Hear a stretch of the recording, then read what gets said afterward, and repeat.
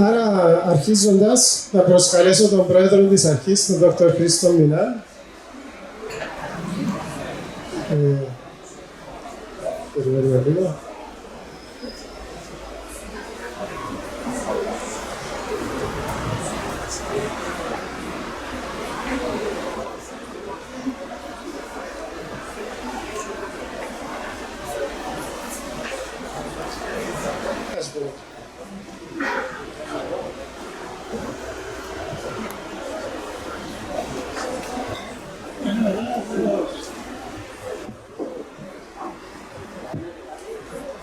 Με μεγάλη μου χαρά να αυτό.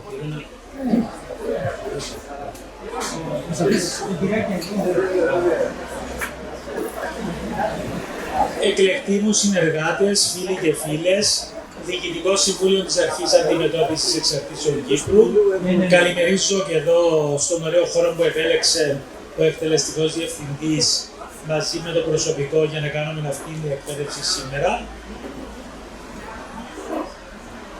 Κύριε Διευθυντά του Υγειονομικού, σας καλωσορίζω σήμερα σε αυτή την όμορφη εκδήλωση. Όπως έχετε διαβάσει και το πρόγραμμα, στόχος της σημερινής εκπαίδευσης είναι να ευαισθητοποιηθούμε και τίποτα άλλο για τη στήριξη των οικογενειών, των χρηστών και των παιδιών που είναι ευάλωτα στη χρήση παράνομων ουσιών, δηλαδή ναρκωτικών, αλλά και πολλές φορές με αλκοόλ.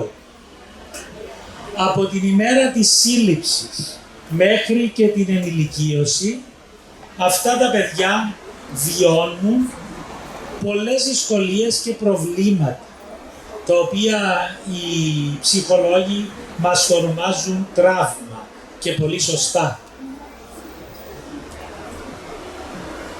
Διακατέχονται από άγχος, θυμό, κατάθλιψη, ντροπή.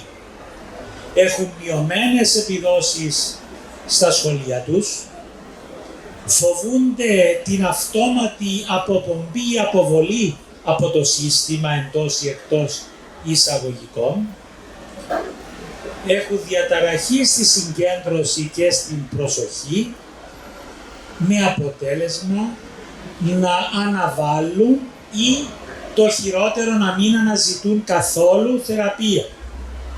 Ο πυλώνας της θεραπείας, ο οποίος είναι πολύ σημαντικός, ένας από τους πολλούς πυλώνες της εθνικής μας στρατηγικής 21-28. Τα παιδιά αυτά και οι οικογένειές τους, εκτός από το φόβο της απόρριψης, δεν έχουν και ενημέρωση για τις υποστηρικτικές υπηρεσίες και το κοινωνικό δίκτυο που μπορεί να αποταθούν.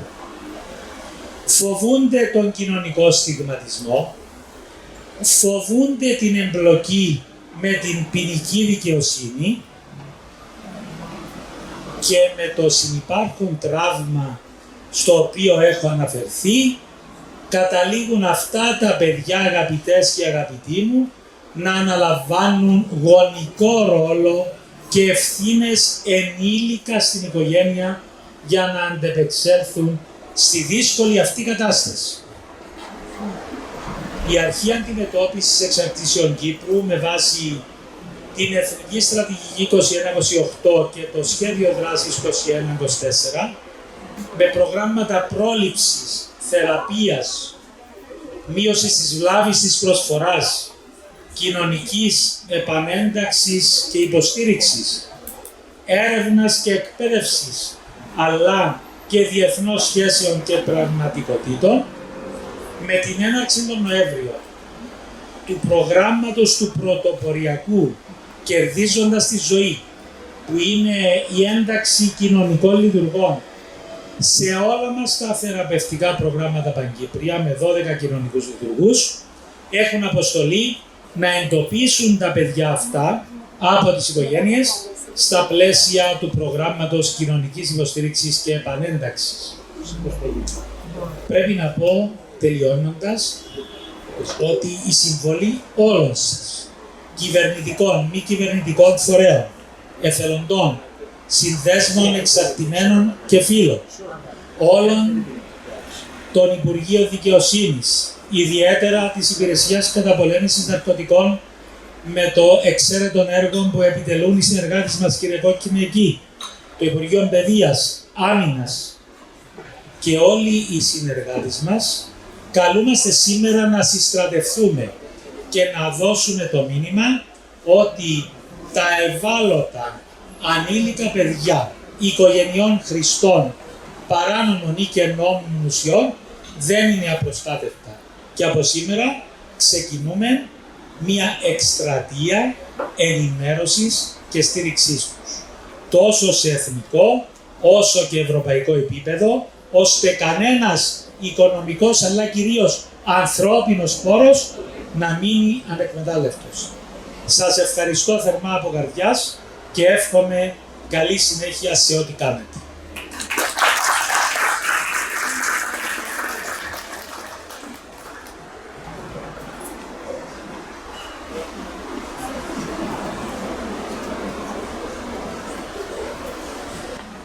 Αγαπητοί, πρωτού συνεχίσουμε με το πρόγραμμα, θα ήθελα σε όσους δεν γνωρίζετε, εγώ είμαι ο προϊστάμενος του τμήματος πολιτικής, δεν συστήθηκα πριν, γύρω να σχέσει το όνομα μου, ίσως με κάποιους να μην έχω γνωριστεί. Και θα ήθελα να σας συστήσω και τους δύο νέους λειτουργούς του τμήματος μας, συγγνώμη, της αρχής μας, διότι είναι και των δύο τμήματων. Ο Γαβρίλης Ευστρατείου είναι του τμήματος πολιτικής, είναι απόφοιτος πολιτικών επιστημών και εργάζεται σε διάφορους τομείς, στην πρόληψη, στη μείωση της βλάβης, οπότε μας είναι μια πολύτιμη προσθήκη στο τμήμα πολιτικής. Ίσως, Γαβρίλη, θέλεις να έρθεις να πεις να χαιρετήσεις λίγο, να σε γνωρίσει και ο κόσμος.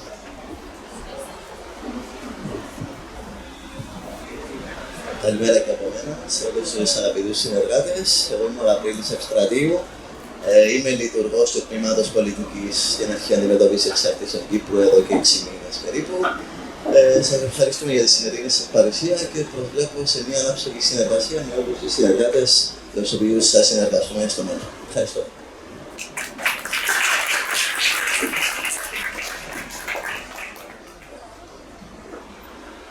Καλημέρα και από μένα. Θα σας συστήσω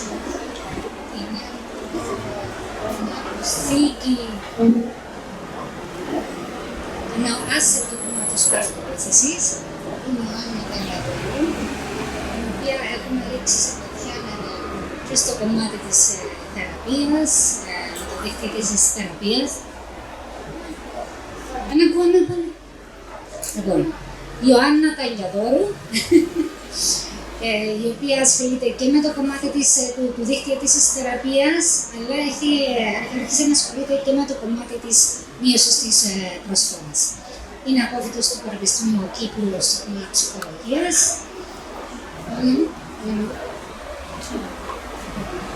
Καλημέρα σας. Νομίζω ο προϊστάμενο μου τα είπε όλα. Μια διόρθωση στο τμήμα ψυχολογίας στο Πάνδιο Πανεπιστήμιο. Ευχαριστώ.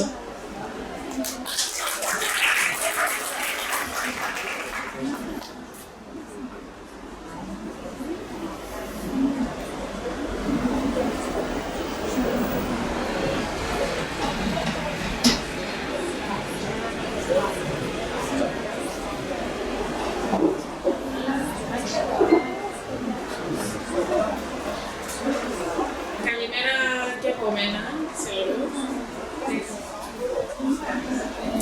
Για όσους δεν με γνωρίζετε, εγώ είμαι η Λίδα Χριστοδούλου.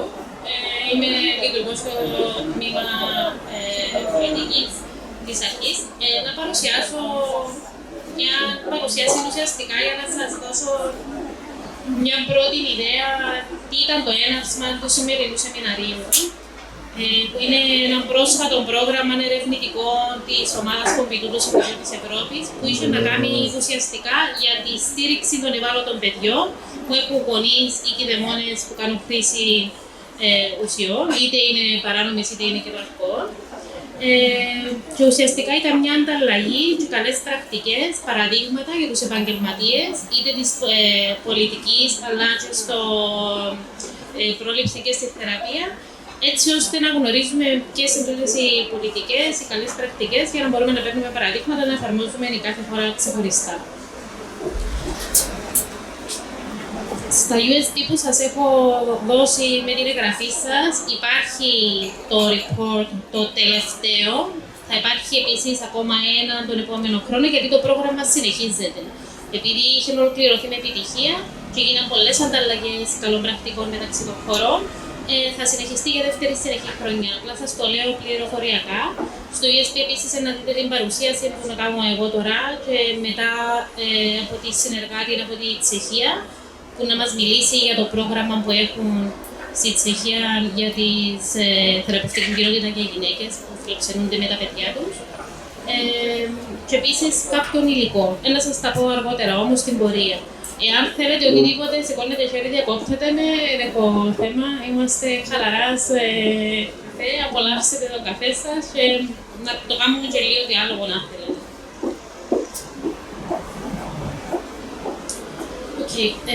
Ουσιαστικά το πρόγραμμα της ομάδας Κομπίτου των ερευνητικών επικεντρώνεται στα παιδιά. Επικεντρώνεται στα παιδιά που εκτίθενται στη γονική κρίση και μιλούμε για έναν αόρατο πληθυσμό που συχνά αγνοούν πολλά θεραπευτικά προγράμματα, γιατί συνήθως χειριζόμαστε περισσότερο τους ίδιους τους γονείς, τους ίδιους τους χρήστες. Οπότε, αντιμετωπίζοντας τον αόρατο πληθυσμό των παιδιών, προσπαθούμε να βρούμε ποιοι είναι οι καλύτεροι τρόποι που μπορούμε να βοηθήσουμε και τα παιδιά αλλά και τους ίδιους τους γονείς τους με την παράλληλη στήριξή τους. Σαφώς υπάρχει προληπτικός στόχος για να αναχαιτήσουμε τη διαγενειακή διάσταση της ευαλωτότητας των παιδιών αυτών και του αγώνα των ενήλικων γονιών τους για την απεξάρτηση. Και προκειμένου να προστατεύσουμε τα παιδιά αυτά, είναι επομένως υποχρεωτικό να αντιμετωπίσουμε και τις ανάγκες των ίδιων των παιδιών ως κάτοχοι των δικαιωμάτων. Ουσιαστικά το πρόγραμμα θέλει να διασφαλίσει ότι τα παιδιά αυτά τα προστατεύουμε και μεγαλώνουν σε έναν περιβάλλον με υγεία και ασφάλεια. Το πώς θα το επιτύχουμε αυτό σίγουρα δεν είναι μήνυμα μας πρώτα να χωριστεί ένα παιδί από την οικογένειά του, αλλά πώς να παρέχουμε την κατάλληλη στήριξη έτσι ώστε να μείνει ιδανικά στην αρχική οικογενειακή μονάδα. Αλλά εάν διατρέχει οποιοδήποτε σοβαρό κίνδυνο, εννοείται ότι θα δοθεί το παιδάκι σε αναδοχή, ενώ παράλληλα στηρίζουμε τους γονείς. Οι γονείς πρέπει να αντιμετωπίζονται ως άτομα που είναι υπόλογα για την ανάπτυξη και την ευημερία των παιδιών τους και να λογοδοτούν όπου χρειάζεται όταν δεν εκπληρώνουν τα καθήκοντά τους.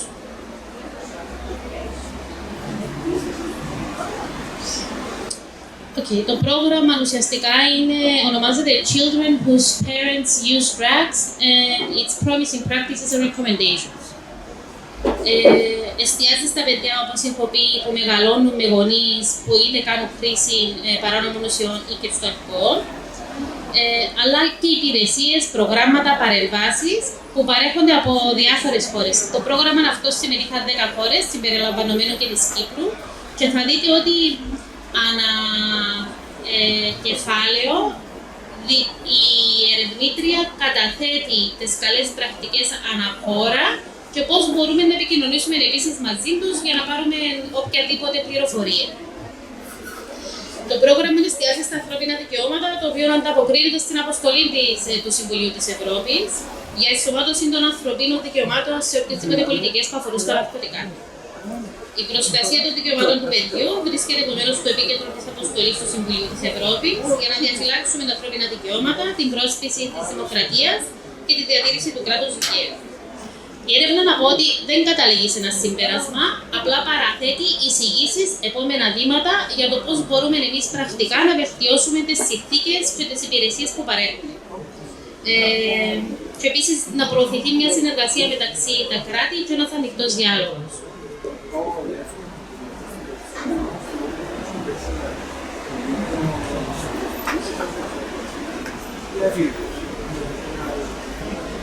Απλά να πούμε ότι μεγαλύτερος όγκος γονιών που αντιμετωπίζουν προβλήματα με τις εξαρτήσεις αφορά περισσότερο στο αλκοόλ. Άρα τα παιδιά μεγαλώνουν με περισσότερους γονείς που έχουν προβλήματα με το αλκοόλ παρά με παράνομες ουσίες. Έβαλα και το reference του ENCDDA για την πληροφορία αυτή.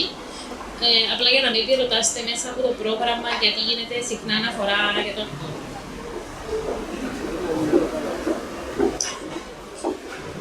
Το πρώτο κεφάλαιο ουσιαστικά μιλά για το στόχο του προγράμματος. Το δεύτερο αφορά σε υπηρεσίες που είναι προσανατολισμένες στην οικογένεια και τα παιδιά που λαμβάνουν υπόψη χρήσεων ουσιών. Και περιλαμβάνει προγράμματα πρόληψης με παιδιά έως εντατικές παρεμβάσεις με γονείς και παιδιά σε πολύ ευάλωτα πλαίσια και καταστάσεις.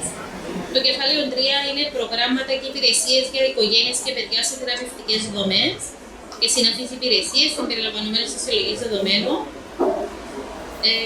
Και ουσιαστικά εξετάζει περιπτώσεις όπου τα παιδιά αντιμετωπίζονται ενεργά από τα θεραπευτικά προγράμματα, όχι ως χρήστες, αλλά στηρίζοντας τα γιατί οι χρήστες είναι οι γονείς.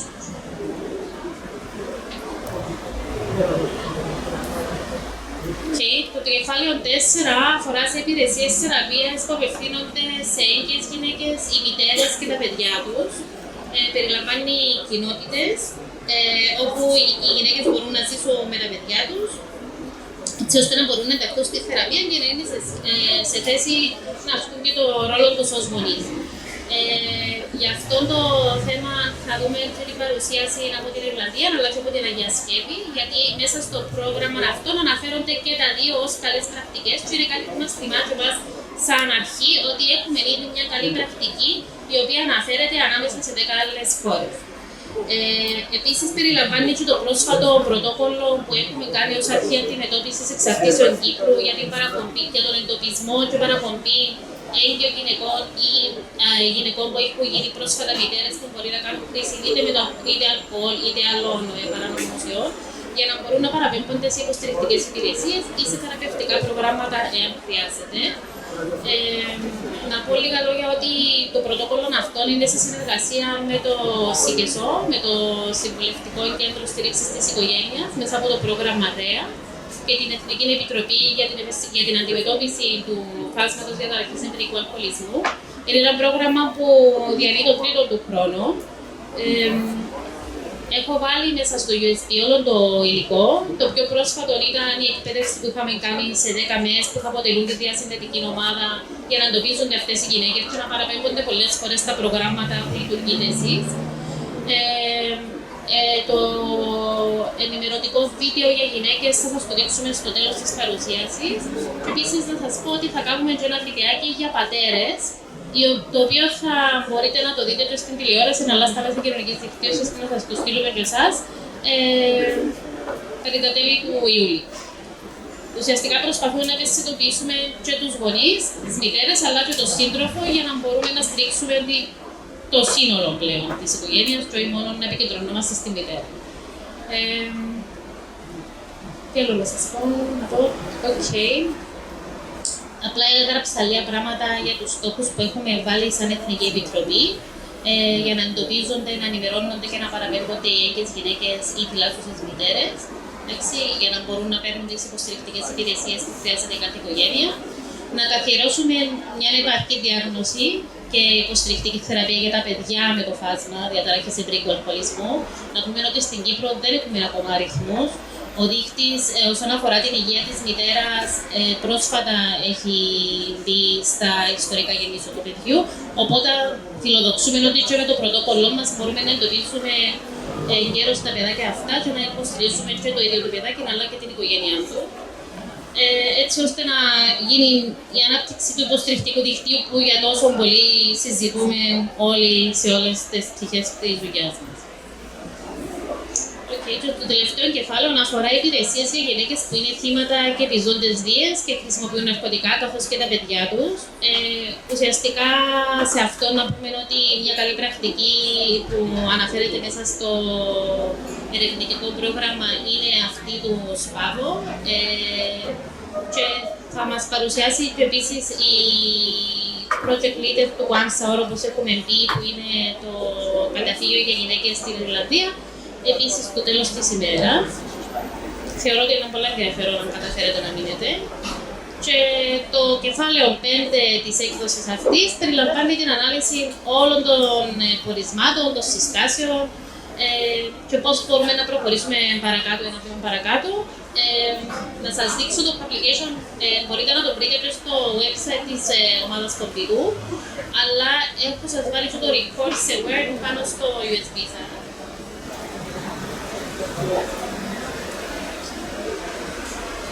Ουσιαστικά είναι το βιβλιαράκι, για να το έχετε υπόψη σας, με την εικόνα που έχω βάλει στην παρουσίαση. Και μέσα στο USB να βρείτε και τις κλινικές κατευθυντήριες γραμμές για το φάσμα διαταραχής ενδρικού αλκοολισμού.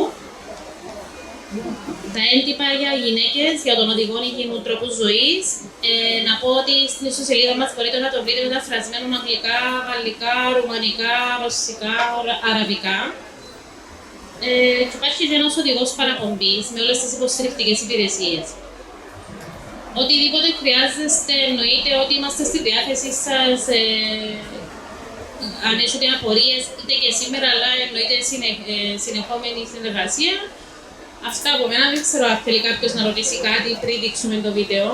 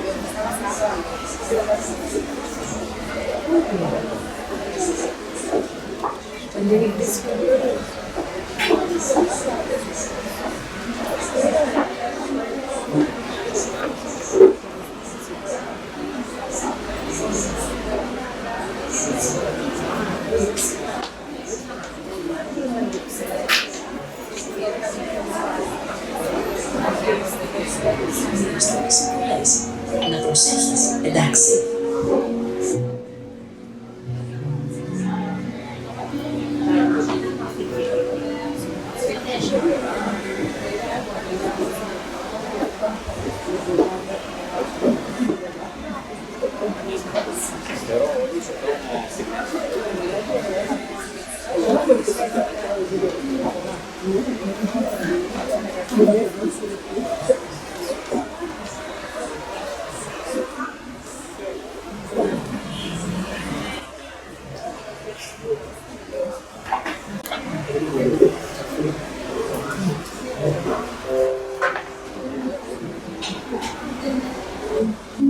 Καλημέρα, μαμά.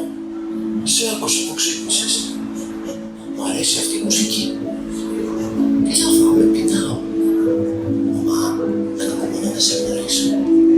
Να με πάρεις αγκαλιά. Ένα πλασματάκι δημιουργείται μέσα σου. Τρέφεται με την αγάπη σου. Πίνει νερό με το ποτήρι σου. Μοιράζεται τα όνειρα και την αναπνοή σου. Σκέψου δεν μοιράζεσαι μαζί του. Πιες έναν νοστιμό χυμό αντί για κρασί.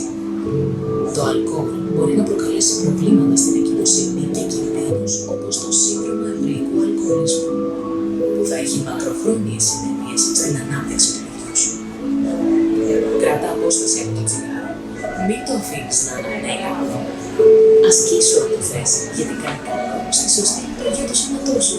Να ξεκουράζεσαι και μην ξεχνάς ότι είναι εντάξει να θέλεις κι εσύ μια αγκαλιά. Ζήτησε βοήθεια αν τη χρειαστείς. Δεν είσαι μόνη. Υιοθέτησε θετικές αλλαγές στον τρόπο ζωής σου κατά την εγκυμοσύνη και τον θυλασμό. Είμαστε δίπλα σου για να μοιραστούμε συμβουλές. Να προσέχεις, εντάξει.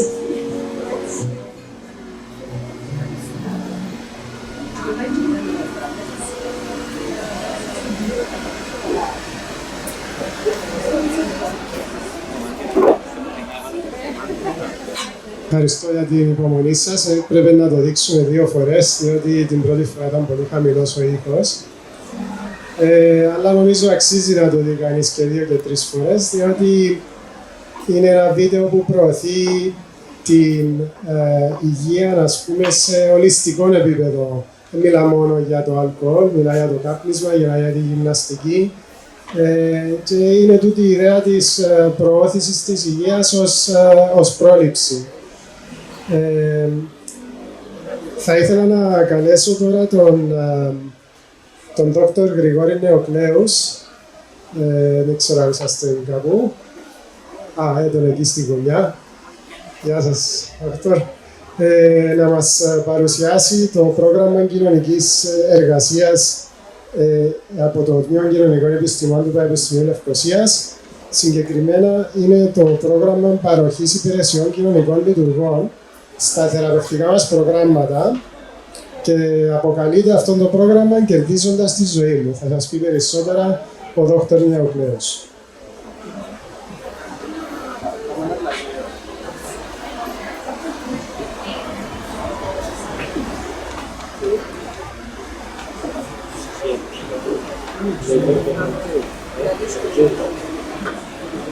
Γεια σας και από μένα.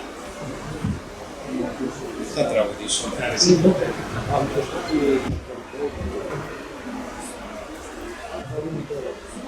Λοιπόν, στις οθόνες θα βλέπετε την παρουσίαση. Κάποιος άλλος από πίσω. Αλλάξω λίγο τη θέση. Εντάξει, θα σας βλέπω εσάς. Λοιπόν, εμείς εκπροσωπούμε το πρόγραμμα «Κερδίζοντας τη ζωή μου», παρεμβάσεις κοινωνικής επανένταξης. Είμαστε ένα πρόγραμμα που στελεχώνεται από κοινωνικούς λειτουργούς, 7 κοινωνικούς λειτουργούς. Οι 6 είναι στο πεδίο, σε κάθε επαρχία, και εγώ είμαι λειτουργός ανεπόπτης της ομάδας. Και συντονίζω το πρόγραμμα.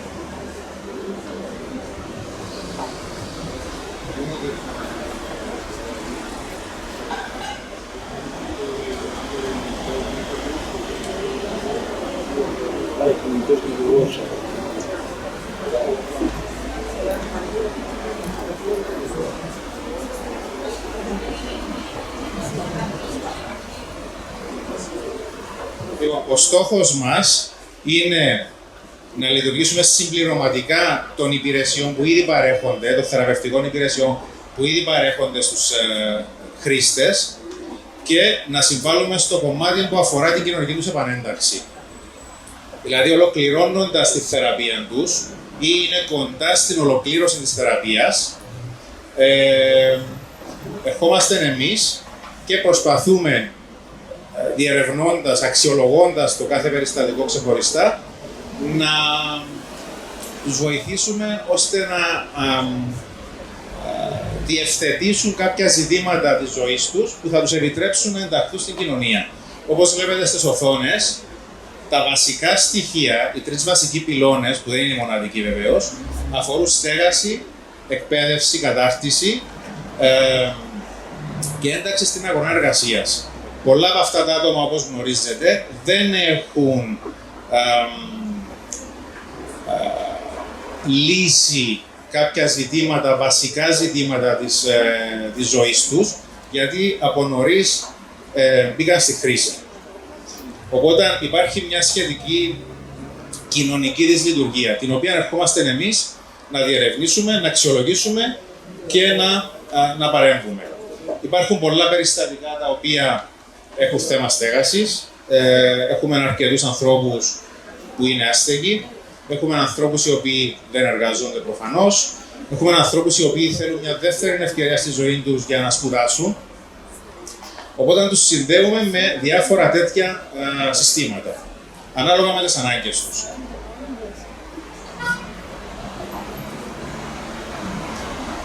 Ένα άλλο σημαντικό στοιχείο που αφορά τις παρεμβάσεις μας είναι η συνεργασία μας με σκοπό τη σύνδεσή τους με διάφορες κρατικές υπηρεσίες. Όπως βλέπετε στις οθόνες, 3Ε, αρκετοί από αυτούς δεν έχουν τη δυνατότητα να ακόμη να εργαστούν, άρα χρειάζεται κάποια στήριξή τους από το κράτος. Συνδέουμε με τη ΣΥΚΕ για διερεύνηση, αν δεν είναι ήδη συνδεδεμένοι, γιατί αρκετοί είναι ήδη συνδεδεμένοι, με υπηρεσίες ψυχικής υγείας, αν χρειάζονται κάποιες επιπρόσθετες υπηρεσίες, με εθελοντικές οργανώσεις όπως είναι το ΕΣΕ, τα ΕΣΕ σε κάθε επαρχία, με τα οποία συνεργαζόμαστε σε θέματα κουπονιών, για παράδειγμα, για ψώνισμα διαφόρων τροφίμων, και με άλλες ΜΚΟ, οι οποίες ως επιτοπλίστων κινούνται στο θέμα της στήριξης σε τρόφιμα ή σε υλική στήριξη, δηλαδή έπιπλα.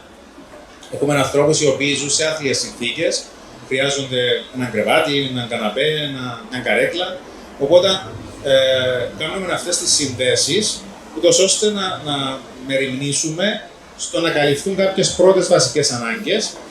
Εμείς συνεχίζουμε τη συνεργασία μας μαζί τους μέσα από μια συμβουλευτική καθοδήγηση, διότι πέραν των αναγκών σε υλικά αγαθά, έχουν και ανάγκη για ψυχοκοινωνική στήριξη.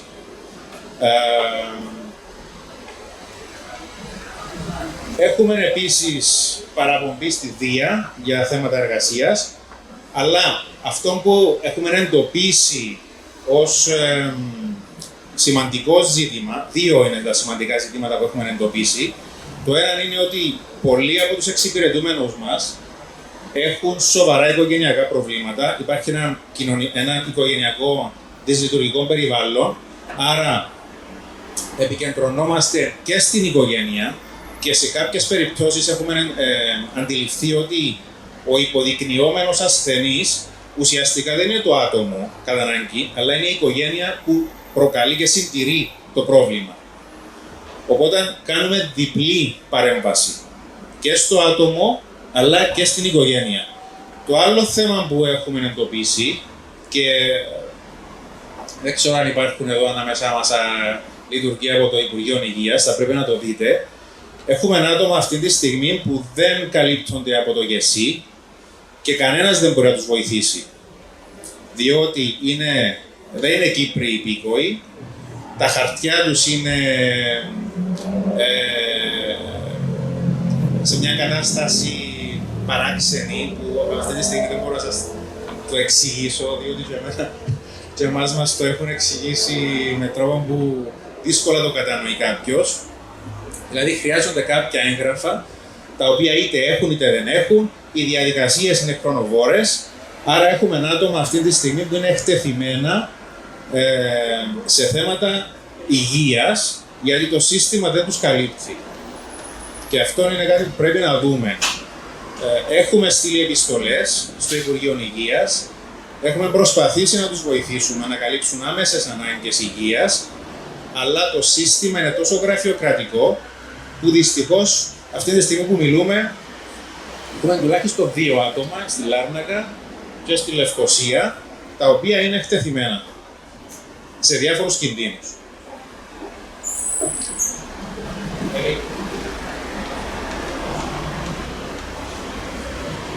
Λοιπόν, φαντάζομαι να σας δώσω έτσι ένα παράδειγμα μέσα από αυτό το slide, πώς κινείται, πώς εξελίσσεται μια παρέμβαση. Έχω στο μυαλό μου τώρα ένα περιστατικό στη Λεμεσό. Ολοκληρώνει το σχολείο τώρα, το νυχτερινό, θέλει να σπουδάσει, έχει δικαστήριο, μάλλον θα πάει φυλακή, δεν ξέρουμε ακόμα, αλλά τουλάχιστον οι λόγοι για τους οποίους πάει στο δικαστήριο κατά εκεί τείνουν. Αλλά την ίδια στιγμή τον ενθαρρύνουμε, τον ενεργοποιούμε μαζί με το πρόγραμμα στο οποίο ήδη παρακολουθεί, ούτως ώστε να τον κρατήσουμε σε μια καλή ψυχολογική κατάσταση, να βάλει στόχους, άσχετα με το πώς θα εξελιχθεί το δικαστήριο. Θέλουμε να βάλει στόχους, είναι νεαρός, θέλει να σπουδάσει. Μεριμνήσαμε να ψάξουμε να βρούμε σχολές. Τον ενθαρρύναμε να αποταθεί σε αυτές τις σχολές, διότι δεν θέλουμε να δημιουργήσουμε σχέση εξάρτησης μαζί τους. επικοινώνησε με σχολή, προχωρεί τη διαδικασία της εγγραφής του και παράλληλα είμαστε σε επικοινωνία με την οικογένεια για μια ολιστική στήριξη στο οικογενειακό περιβάλλον, ούτως ώστε αυτό το παιδί να μην χάθει στη διαδικασία, στην πορεία.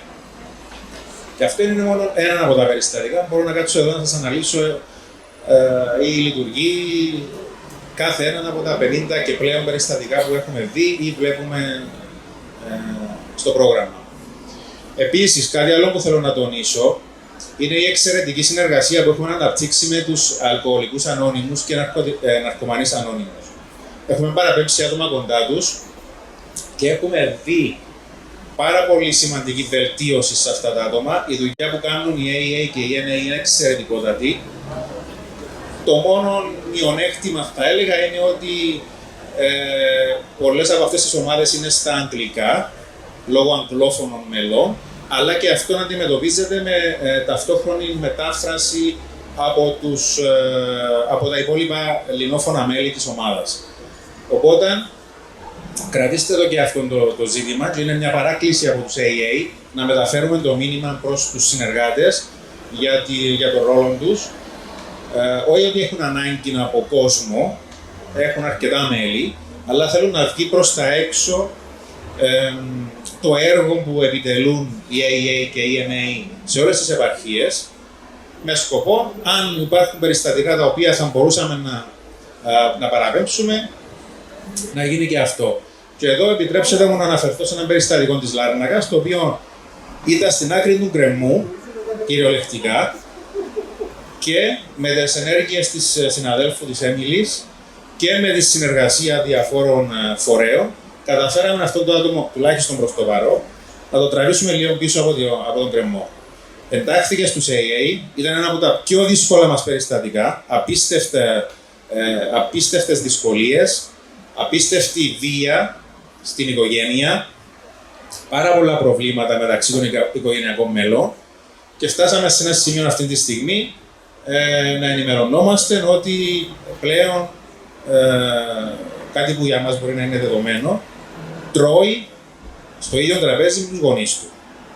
Αυτό είναι τεράστια επιτυχία για μια οικογένεια η οποία είχε απίστευτα προβλήματα λειτουργικότητας. Επίσης έχουμε ανθρώπους οι οποίοι ζουν σε άθλιες συνθήκες, προσπαθούμε με διάφορους τρόπους και με παραπομπή τους σε άλλες υπηρεσίες του κράτους να μεριμνήσουμε και να μεριμνήσουν οι υπηρεσίες ούτως ώστε π.χ. να διορθωθεί το σπίτι τους. Είχαμε περίπτωση στη Λάρνακα όπου το χειμώνα όταν έβρεχε και μέσα. Οπότε έγιναν οι ενέργειές μας προς το Υπουργείο Εσωτερικών, το τμήμα των Κυπριακών Περιουσιών για να ρυθμιστεί το θέμα. Δυστυχώς όμως, πρέπει να το πούμε αυτό το πράγμα και το νομίζω το ξέρετε όλοι, δεν θα βοηθηθούν όλοι. Δεν θα καταφέρουμε να βοηθήσουμε όλους. Και ένας βασικός λόγος είναι ότι κάποιοι δεν θέλουν, δεν είναι έτοιμοι και εγκαταλείπουν τη συνεργασία. Η δική μας προσπάθεια είναι να τους κρατούμε ενεργοποιημένους και να συνεργαστούν. Αλλά την ίδια στιγμή δεν μπορούμε να περάσουμε εκείνο το σημείο όταν υπάρχει έλλειψη συνεργασίας. Συνήθως δεν κλείνουμε περιστατικά, δεν τα αφήνουμε και φεύγουμε. Τους λέμε, είμαστε εδώ, όταν είμαι έτοιμος ή έτοιμοι, πάρε με τηλέφωνο. Και πρόσφατα είχαμε τέτοιες περιπτώσεις όπου μετά από 3-4 μήνες μας πήραν τηλέφωνο ζητώντας κάποιες πληροφορίες ή κάποια καθοδήγηση.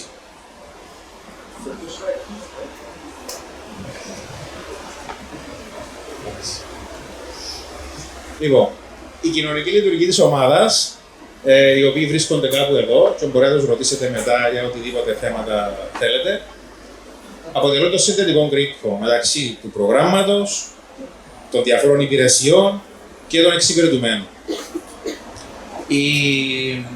Οι παρεμβάσεις μας γίνονται σχεδόν καθ' όλη τη διάρκεια της μέρας, μέχρι το σημείο που έφτασα να λέω στους λειτουργούς μέχρι τις 5-6 το πολύ θα απαντάτε τηλέφωνα και τα Σαββατοκυριακά όχι, για να μπορέσουμε να κρατήσουμε, να οριοθετήσουμε τη συνεργασία μας μαζί τους.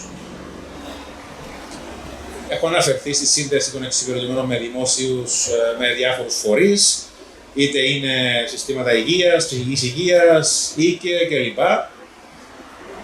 Υπάρχουν περιστατικά τα οποία βρίσκονται σε μια επαναλαμβανόμενη εισαγωγή σε προγράμματα, εγκαταλείπουν, επιστρέφουν κλπ.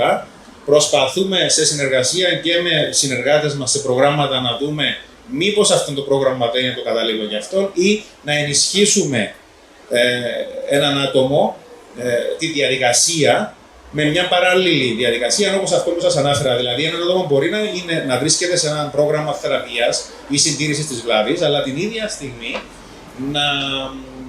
να είναι και στους AA.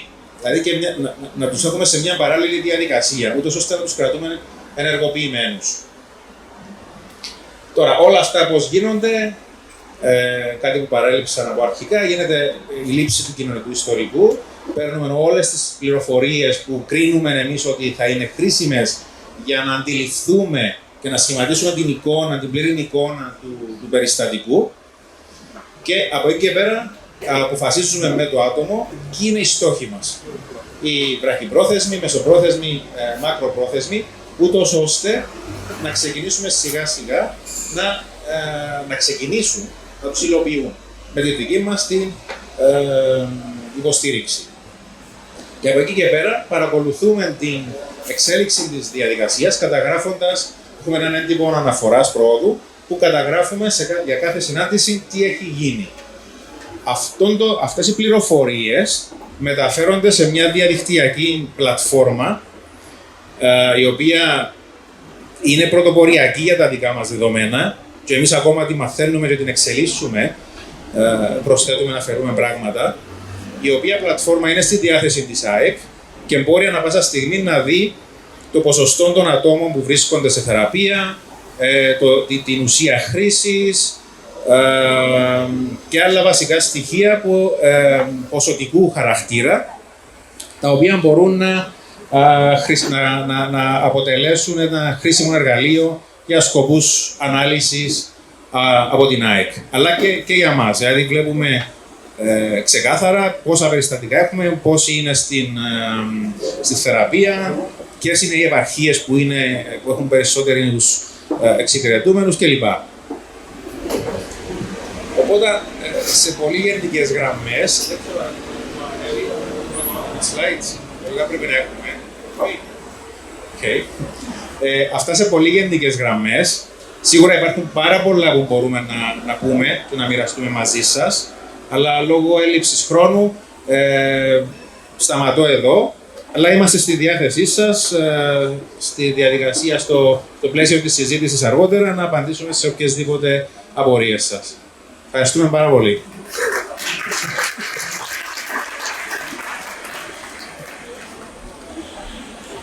Θα ευχαριστήσουμε τον Δ. Νεοκλέος για την πολύ ενδιαφέρουσα παρουσίαση για αυτό το πρόγραμμα κοινωνικής εργασίας. Το επόμενο πάνω στην ατζέντα είναι η παρουσίαση από τη Τσεχία, η Νάταλη Κουμπιστόβα, που θα μας παρουσιάσει ένα πρόγραμμα για γυναίκες και παιδιά. Θα ενωθούμε μέσω Zoom για αυτό το προγράμματος, οπότε συνεχίστε μεταξύ σας το κουσκούς και όταν θα είναι έτοιμο θα αρχίσει με το παρουσιάσει. Ευχαριστώ.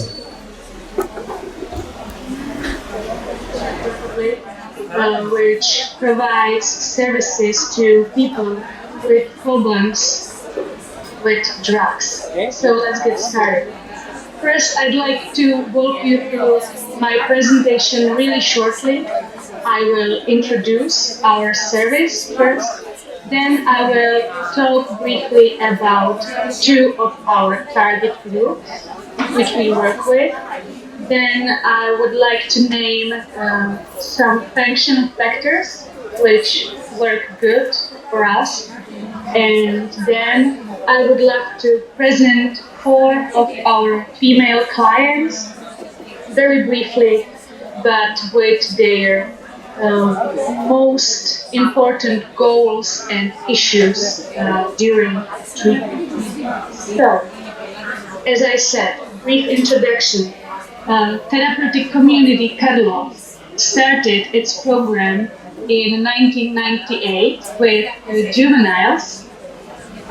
2 years after, in 2000, we started a very special program for mothers and their children. And it's interesting that for almost 20 years, we used to be the one and only service in Czech Republic providing care to drug-dependent mothers and their children as well. So I'd love to say, and I guess we have a lot of history and kind of quite a lot of experience. Of course, our pillars in every field is multidisciplinary. You can read through them, but I would love to underline the therapy and upbringing, because I think that this is the biggest task for us, for workers, to balance therapy and upbringing. Because in one hand, you need to be understanding, you need to see the history of the client, but on the other hand, also you need to say, this is the way you need to do this is the way you need to do that. And sometimes it seems too polite. So for me, in my opinion, this is the biggest task, balance therapy.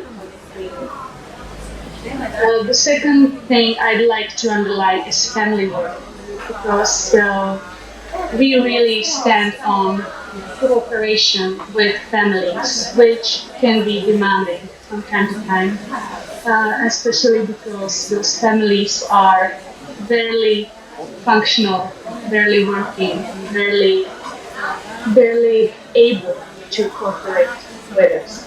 So I will move on. This is a slide about our target groups. And as I said, we have two most target groups. The first one is adolescents and young adults, which we have capacity for 12 people. And I'm talking about the age between 16 and 26 years old. Nowadays, for example, we have 10 of those adolescents.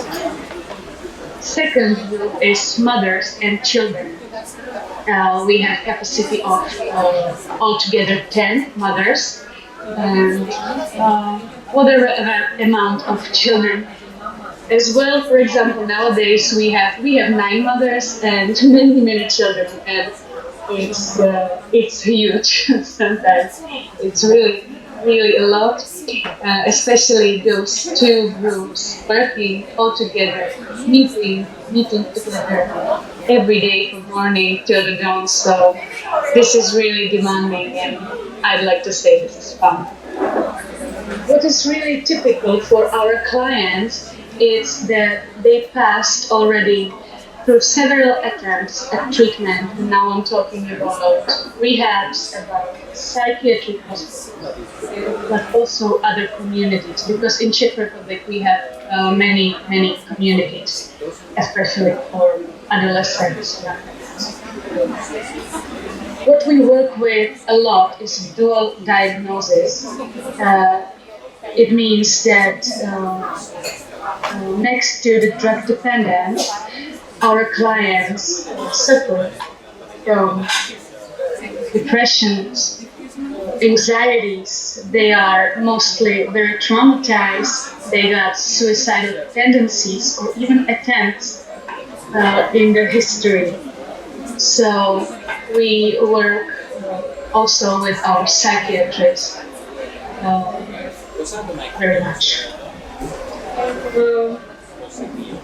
Next one I would like to shortly talk about is difficult debt financial situation, because our clients are mostly really affected by this.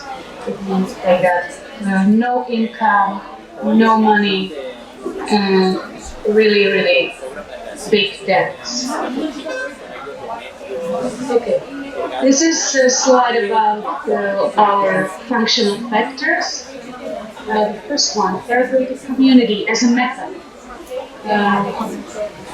In my opinion, or as I understand this, it means that therapeutic community is a method of rules and regime. It has its organization, and it really looks like we work with therapy. Of course, we have around 20 hours group psychotherapy a week.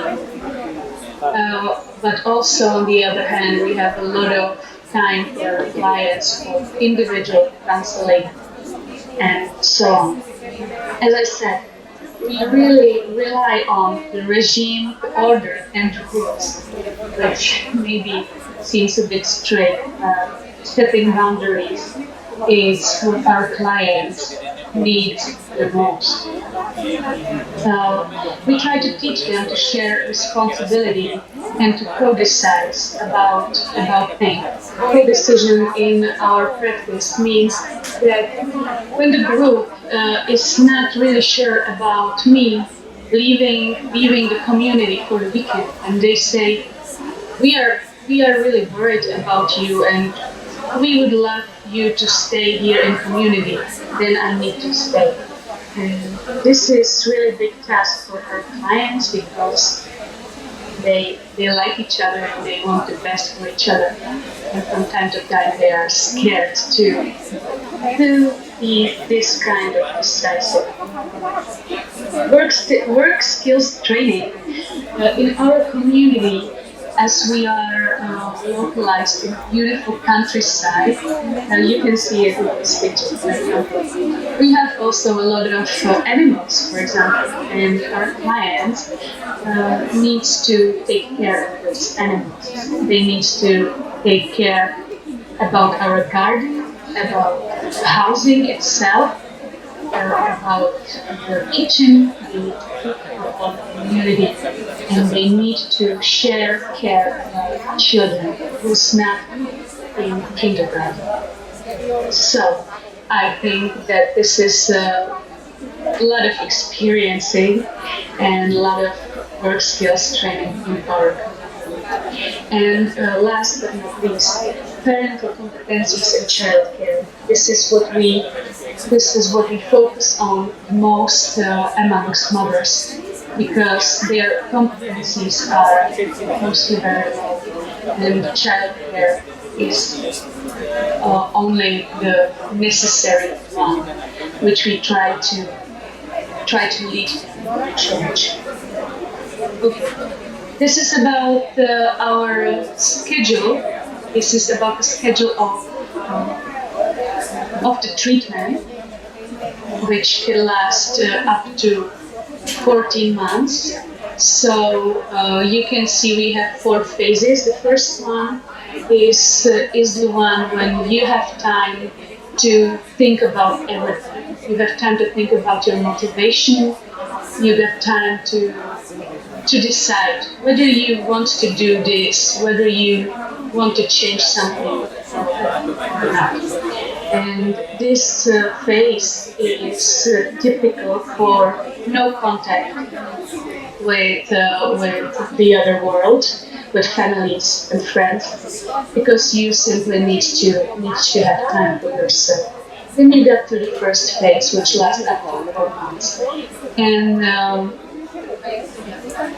this is about testing boundaries, taking first responsibilities, for example, in cleaning the house and so on.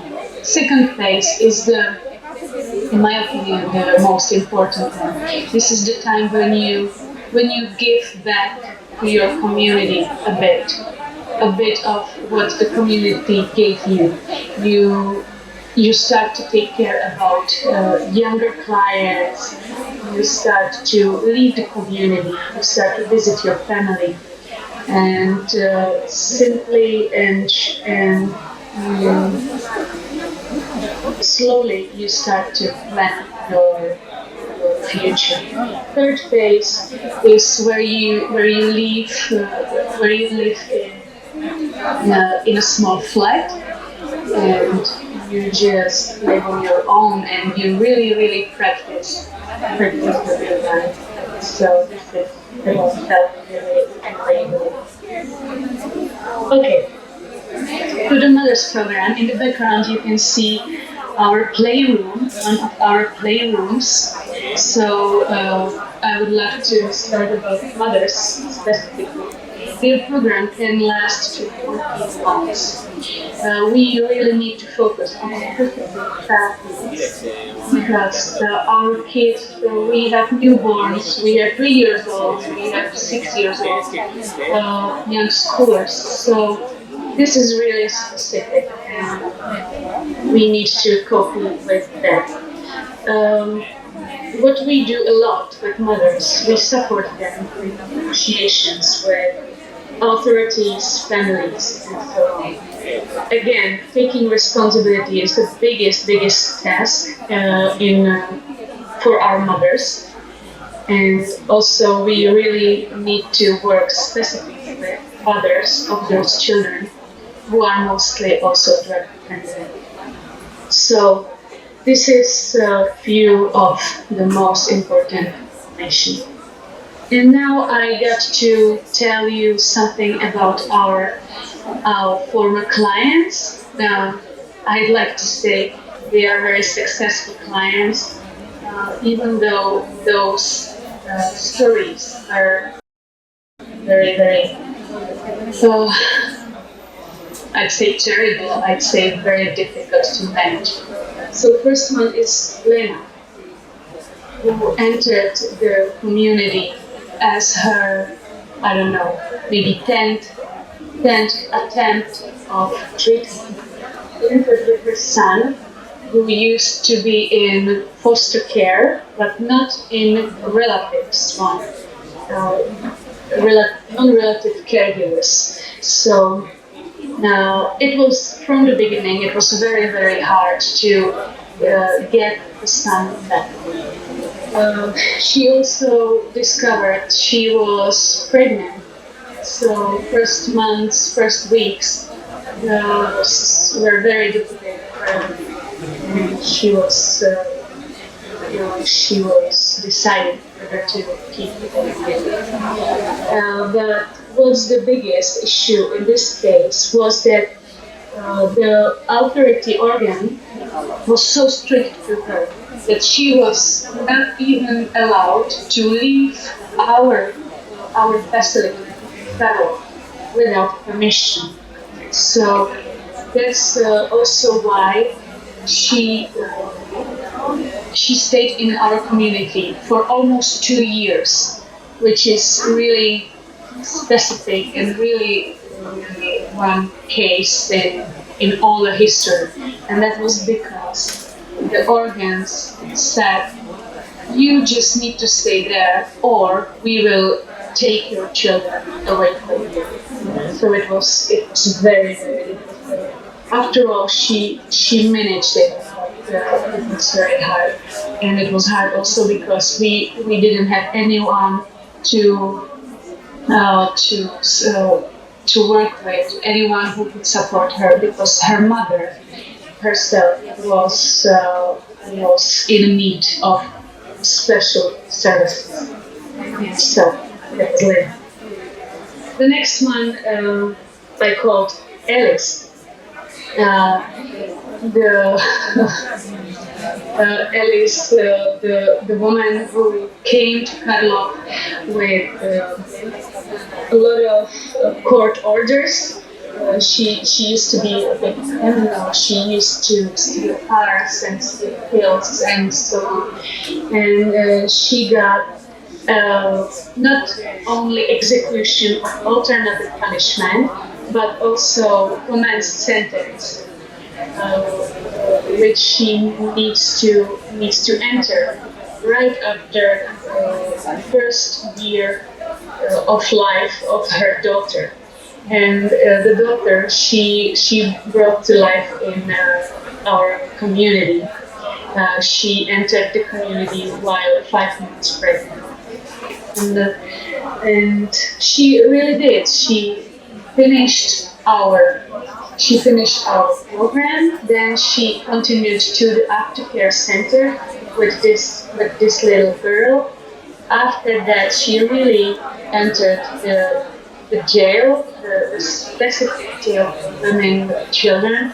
She stayed there for almost 2 years, and now she got out of there, and she's successful, which is after all these difficulties, just fantastic. Now I'd like to talk about Lucy, Lucy, mother of two very, very traumatized girls from her childhood. She used to be traumatized by her father, who was gone already, but she was abused and neglected. And this trauma just appeared during the treatment. Really, really hard, and she required intense psychotherapy. But she was happy to have a good family background in her mother and in her husband. A husband who's never using drugs, who's just a normal guy, which is also very specific because mostly our mothers are in relationships with people alone. So I would like to say that this trauma of herself got really transferred into her son, who's got who almost didn't speak. He's 4 years old. So it can happen, and it can mirror in the children, and we can see it. Okay, and the last one is Carol. Carol also was under the watch of Child Protection Authority, and the specifics in her life was that her and her mother got very conflict relationship and switched roles. Her mother couldn't take good care of her, so nowadays she tried to take the best care of her grandchild, and she in fact just doesn't allow the real mother to take care of the child. So this is really switched. This is really difficult and really conflict. So we got a lot of doing of negotiations, not even with the grandmother, but also with organs and so on. So what else do I say? I think that's it. And I would love to thank you very much for having me and having us as Sanin. And now, if you have any questions, I would love to try answer them. Thank you very much.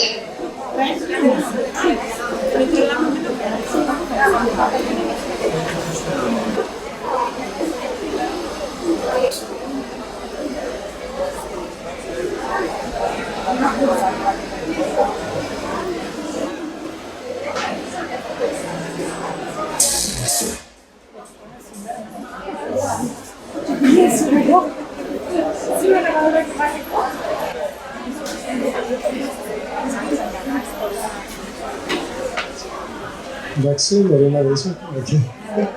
Podobnost je technike izpoljes. So, Natalia Kubistova, can you hear me? No, you can't hear very clearly. Yeah. Let's see if I come closer to the computer. Dr. Kubistova, can you hear me?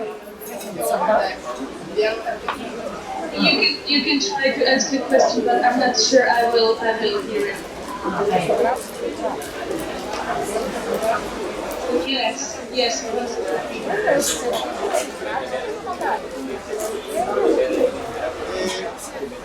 Εάν υπάρχει κάποια ερώτηση για την κυρία Κουπιστόβα, μπορούμε να τη γράψουμε μέσα στο chat.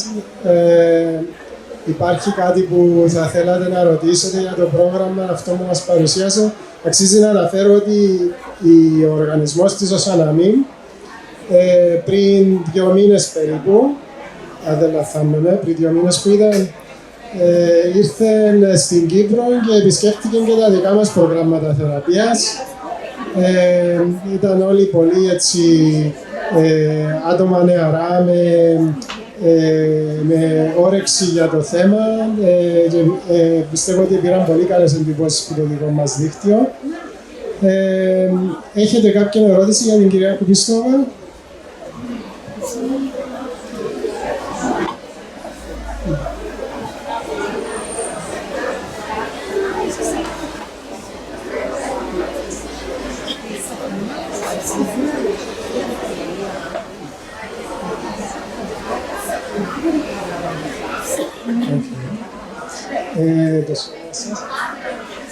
Η Δάφνη από την Αγία Σκέπη έθεσε το σχόλιο ότι ένα από τα περιστατικά της κυρίας Κουπιστόβας έπρεπε να πάει φυλακή μετά από τη θεραπεία, κάτι το οποίο ως πρακτική στην Αγία Σκέπη προσπαθούμε να το αποφεύγουμε. Οπότε νομίζω αν μπορούμε να γράψουμε το σχόλιο της κυρίας Κουπιστόβα να μας πει τι νομίζει.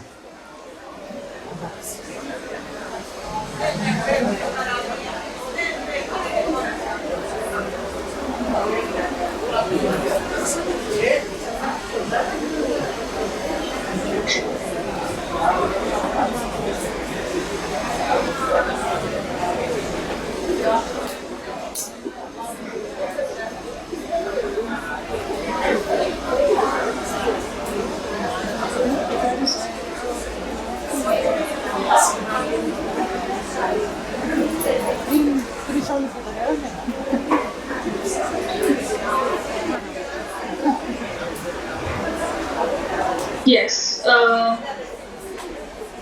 In Czech Republic, it's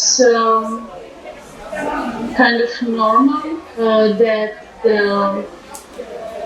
the court order is not.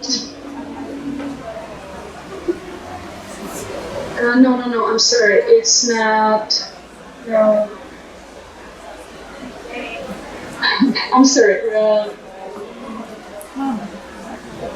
That the fact you go through all the treatment doesn't really mean that you won't have to enter prison, and it depends on how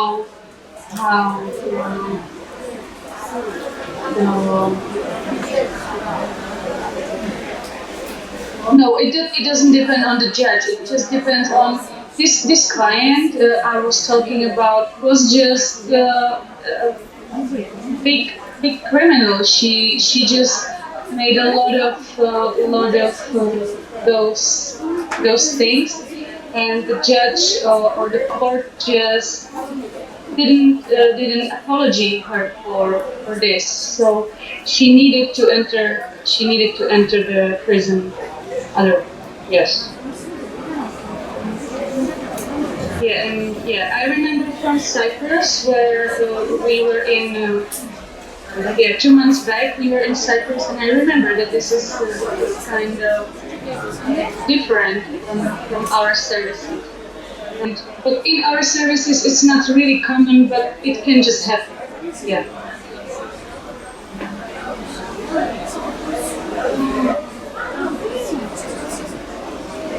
Να ευχαριστήσουμε την κυρία Κουπιστόβα. Φαίνεται ότι το σύστημα τους είναι διαφορετικό από το δικό μας, αλλά πολύ καλό σχόλιο.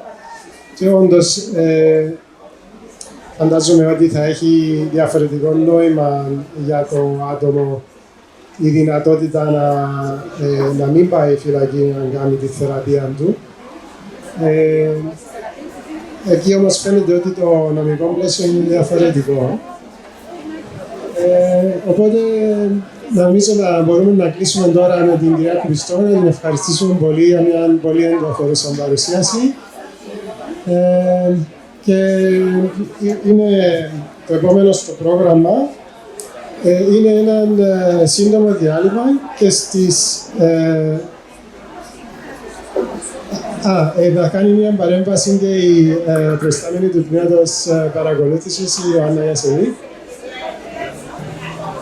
Απλά να υπενθυμίσουμε, γιατί έχει αναφερθεί στην παρουσίαση του προηγούμενου προγράμματος από τον Δ. Νεοπλέους για τα άτομα που δεν είναι ενταγμένα στο ΓΕΣΥ, να υπενθυμίσουμε τη διαδικασία της κατεξαίρεσης ένταξης του. Άρα, μπορείτε να μας στέλνετε, σε περίπτωση που υπάρχουν τέτοιες περιπτώσεις, να αποστέλνετε σε εμάς τα αιτήματα, έτσι ώστε να μεσολαβούμε και να ζητούμε από τον Υπουργό Υγείας την κατεξαίρεση εξυπηρέτηση των πελατών των εξυπηρετούμενων σας στο σύστημα υγείας.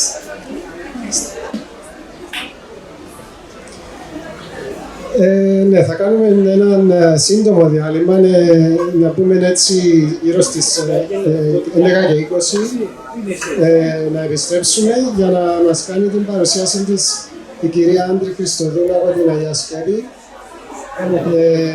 για το θεραπευτικό πρόγραμμα για γυναίκες Παναγία η Καταφυγή. Οπότε χαρείτε το διάλειμμα σας και θα τα πούμε σε λίγο. Να ασχολούμαστε μαζί του. Εφωτίστηκε κυρίως από το γυναικείο κίνημα στη δεκαετία του 60, το οποίο έδειξε ιδιαίτερο ενδιαφέρον για τα ζητήματα υγείας των γυναικών και τη διάγνωση του συνδρόμου του εμβρυϊκού αλκοολισμού. Τούτες οι εξελίξεις εστρέψαν το ενδιαφέρον των επιστημόνων στις γυναίκες, στις διαφορές φύλου και στο ρόλο που αυτές οι διαφορές μπορούν να διαδραματίσουν σε ζητήματα διάγνωσης και θεραπείας των γυναικών χρηστών. Κατά την προηγούμενη 20ετία, το ενδιαφέρον αυτό συνεχίστηκε όταν το Εθνικό Ινστιτούτο για την Κατάχρηση Ουσιών των ΗΠΑ και πολλοί άλλοι οργανισμοί έδωσαν ιδιαίτερη έμφαση στην έρευνα των διαφορών φύλου σε θέματα χρήσης και κατάχρησης ουσιών, το οποίο ενδιαφέρον εκδηλώθηκε και από χώρες της Ευρωπαϊκής Ένωσης σήμερα. Σύμφωνα με το Ευρωπαϊκό Κέντρο Παρακολούθησης Ναρκωτικών και Τοξικομανίας, ο αριθμός των ανδρών που κάνουν χρήση ναρκωτικών είναι μεγαλύτερος από αυτόν των γυναικών, διαπίστωση που φωτίζει το γεγονός ότι η χρήση ουσιών στον ενήλικο πληθυσμό ανάμεσα στα δύο φύλλα διαφοροποιείται, γνωστόν ως και χάσμα ανάμεσα στα δύο φύλλα. Όπως χαρακτηριστικά αναφέρει η ανακοίνωση της Αρχής Αντιμετώπισης Εξαρτήσεων Κύπρου, βασισμένη σε στατιστικά στοιχεία από το Ευρωπαϊκό Κέντρο Παρακολούθησης Ναρκωτικών και Τοξικομανίας στην Ευρώπη, οι γυναίκες αποτελούν περίπου το 1/4 του συνόλου των ατόμων που αντιμετωπίζουν σοβαρά προβλήματα με τα ναρκωτικά και περίπου το 1/5 των όσων συμμετέχουν σε θεραπείες απεξάρτησης. Σημαντικό να αναφέρουμε ότι τα νεότερα δεδομένα στις ΗΠΑ δείχνουν ότι αν και στον ενήλικο πληθυσμό διατηρείται το χάσμα ανάμεσα στα δύο φύλλα, το χάσμα συγκλίνει εξαλείβεται στους έφηβους και τις έφηβες. Μάλιστα, οι μεταβολές παρατηρούνται όχι στην ομάδα των αγοριών, αλλά των κοριτσιών, υποδηλώνοντας ότι η χρήση εξαπλώνεται με ραγδαίους ρυθμούς στις νεαρές έφηβες, οι οποίες φαίνεται να αλλάζουν και να υιοθετούν πιο ανθρωπερπείς συμπεριφορές. Για την Ευρώπη, είναι η αναλογία ανδρών γυναικών που αναζητά για πρώτη φορά θεραπεία απεξάρτησης από τα οπιούχα ως κύρια ουσία είναι 2,8 άντρες για κάθε μία γυναίκα. Ωστόσο, για μια αναλογία που διαφέρει σημαντικά από χώρα σε χώρα, οι ρήχτες κυμαίνονται από 5/1 ως 2/1 σύμφωνα με το MCDDA. Να πούμε ότι στις φεμινιστικές έρευνες αποτελεί κοινών τόπων ότι στο πεδίο των ουσιοεξαρτήσεων οι γυναίκες αποτελούν μια ομάδα περιθωριοποιημένη, παραμελημένη και ενοχοποιημένη. Και αποτελεί πλέον αποδεδειγμένη διαπίστωση είναι ότι ο διαχωρισμός των δύο φύλων στην απεξάρτηση επιβάλλεται, αφού οι θεραπευτικές ανάγκες μεταξύ άντρων και γυναικών είναι σαφώς διαφορετικές. Σε ευρωπαϊκό επίπεδο εκτιμάται ότι οι γυναίκες που κάνουν χρήση ναρκωτικών μπορεί να βιώνουν το στίγμα, το οικονομικό μειονέκτημα και να έχουν λιγότερη κοινωνική στήριξη, να προέρχονται από οικογένειες με προβλήματα χρήσης ουσιών ή και να έχουν συνεργάτη που χρησιμοποιεί την ουσία.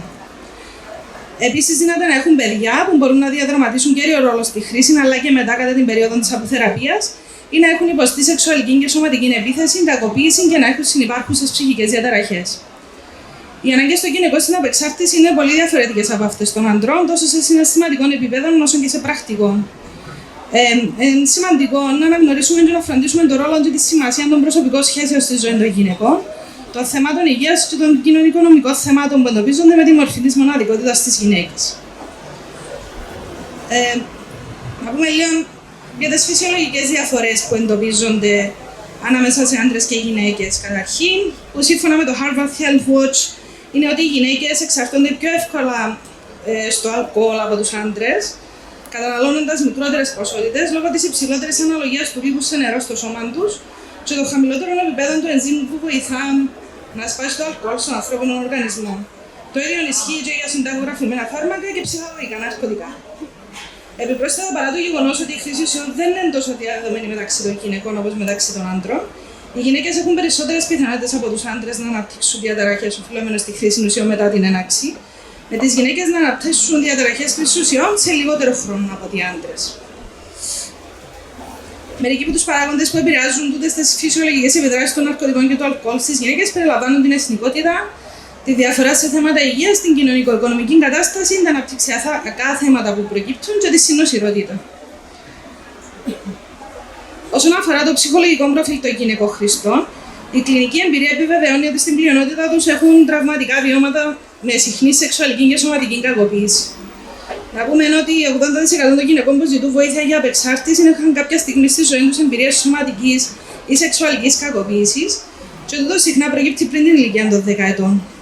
Συνήθως, η τοξικομανία των γυναικών συνυπάρχει σε ένα πλαίσιο συνοσηρότητας με ψυχικές διαταραχές, με τις διαγνώσεις του μετατραυματικού στρες.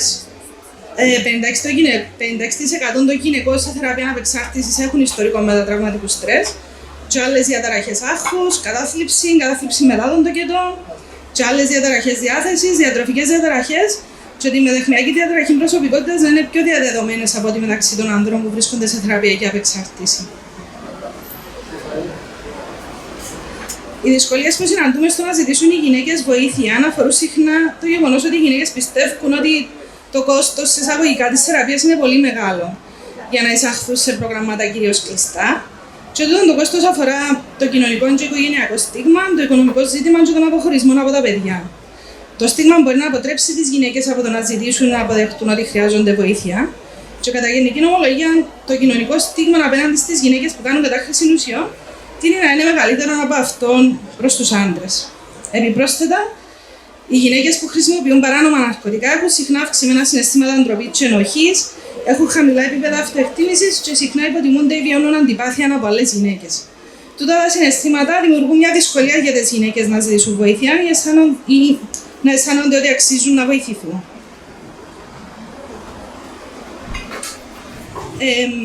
Να πούμε επίσης ότι οι γυναίκες είναι πολύ πιο πιθανό από τους άντρες να εισέλθουν για θεραπεία αν επηρεάζεται η επιμέλεια του παιδιού τους. Αν είναι σε θέση να έχουν τα παιδιά τους μαζί στη θεραπεία, είναι πιο πιθανό να αναζητήσουν τη θεραπεία, τη συμμετοχή και την παραμονή στο πρόγραμμα και να διατηρήσουν την αποχή. Ομοίως, οι γυναίκες με παιδιά σε θεραπεία έχουν καλύτερα αποτελέσματα σε σημαντικούς τομείς της ζωής σε σύγκριση με γυναίκες που δεν έχουν τα παιδιά τους μαζί στη θεραπεία. Οι γυναίκες μπαίνουν πιο εύκολα σε θεραπεία όταν έχουν παιδιά ή όταν τους εγκαταλείπει κάποιος σύντροφος ή και όταν βρουν κάποιο πρόγραμμα που παίρνουν στήριξη και για τη δεύτερη διάγνωση τους. Τέλος, σύμφωνα με έρευνες, είναι πιο δύσκολο για μια γυναίκα που έχει απεξαρτήθει να υποτροπιάσει από ότι για έναν άντρα, αλλά σε περίπτωση υποτροπής οι γυναίκες ξαναμπαίνουν πιο γρήγορα στη θεραπεία. Και οι υποτροπές συνήθως προκύπτουν λόγω δεύτερης διάγνωσης που δεν αντιμετωπίστηκε θεραπευτικά, τις σχέσεις με κάποιον σύντροφο, της υποτίμησης του άγχους που φέρνει ο γονεϊκός ρόλος, της απομόνωσης και της έλλειψης κοινωνικής στήριξης. Και να σας μιλήσω και λίγο για την Παναγία την καταφυγή. Από το 2012, σε συνεργασία με την Αρχή Αντιμετώπισης Εξαρτήσεων, η Αγία Σκέπη διαμόρφωσε μια τέριγα του κτηρίου της στο Φιλάνι για τη λειτουργία του προγράμματος αποκλειστικά για γυναίκες.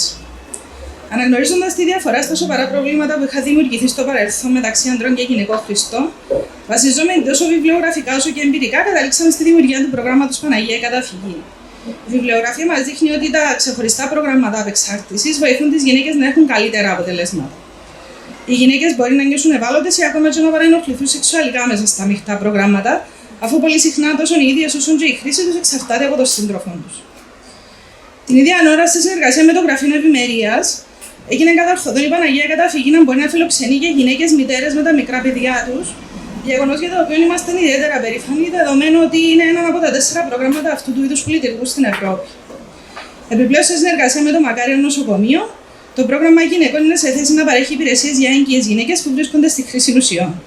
Μπορεί να εξυπηρετήσει εγκύους μητέρες, όπου η πρόσβαση είναι άμεση σε θεραπεία όταν υπάρξει το αίτημα, ή όταν έχουν μικρά παιδιά στη φροντίδα τους και δεν έχουν υποστηρικτικό πλαίσιο εκτός προγράμματος, καθώς μπορούν να είναι στο πρόγραμμα με τα παιδιά τους.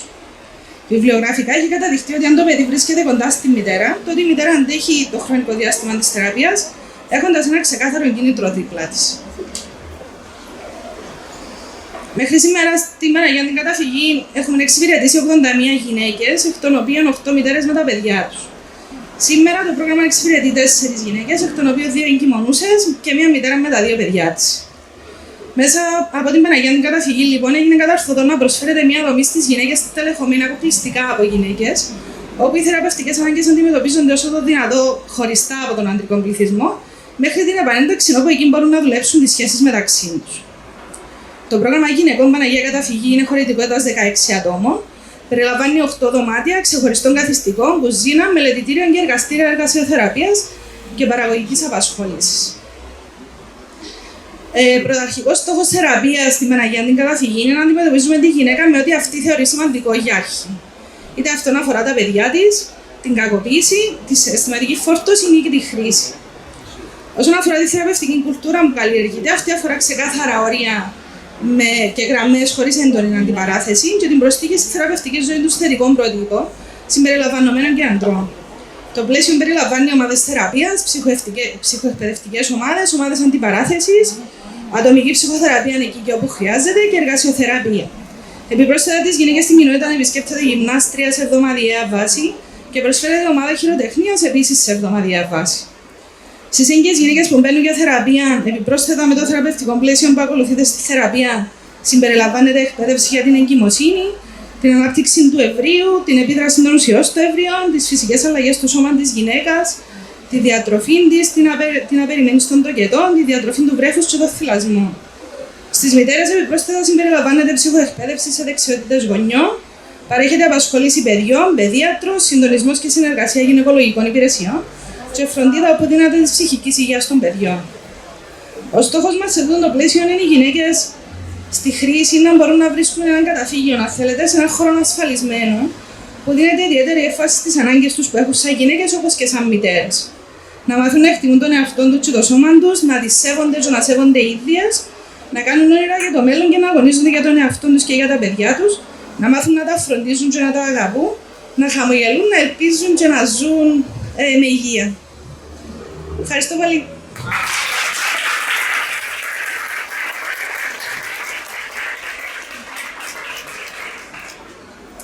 Ευχαριστήσουμε πολύ την κυρία Χριστοδούλου για την ενδιαφέρουσα παρουσίαση. Όντως το πρόγραμμα είναι κάτι απαραίτητο για να υπάρχει ξεχωριστό πρόγραμμα για γυναίκες, διότι οι γυναίκες έχουν ξεχωριστά βιώματα, ξεχωριστό προφίλ ως χρήστες ουσιών. Θα ήθελα να καλέσω τώρα την κυρία Έλενα Ζαρούνα να μας παρουσιάσει τα προγράμματα πολυεπίπεδης στήριξης που απευθύνονται σε παιδιά εξαρτημένων γονέων, την εμπειρία του και θέα. Χαίρετε. Καταρχήν θα ήθελα να συμφωνήσω από την εμπειρία μας με όσα παρουσίασε η συνάδελφος προηγουμένως ως ευρήματα της βιβλιογραφίας. Πράγματι αυτά τα χαρακτηριστικά τα συναντούμε και εμείς στην καθημερινή μας πρακτική στις γυναίκες που εξυπηρετούμε. Λοιπόν, θα ανεβάσει μια παρουσίαση τώρα η Εύη. Θα σας μιλήσω για 3 προγράμματα. Το πρώτο πρόγραμμα εφαρμόζεται στη Λεμεσόν ανάμεσα και με τη συνεργασία των Δήμων της Μίζωνος Λεμεσού. Συμβουλευτικός σταθμός Οδυσσέας έχει την ευθύνη. Η συνάδελφος η Δαναή Τριχινά είναι μαζί μας και μπορεί να απαντήσει και αργότερα σε ερωτήσεις που αφορούν το πρόγραμμα. Λοιπόν, περιμένω λίγο την παρουσίαση.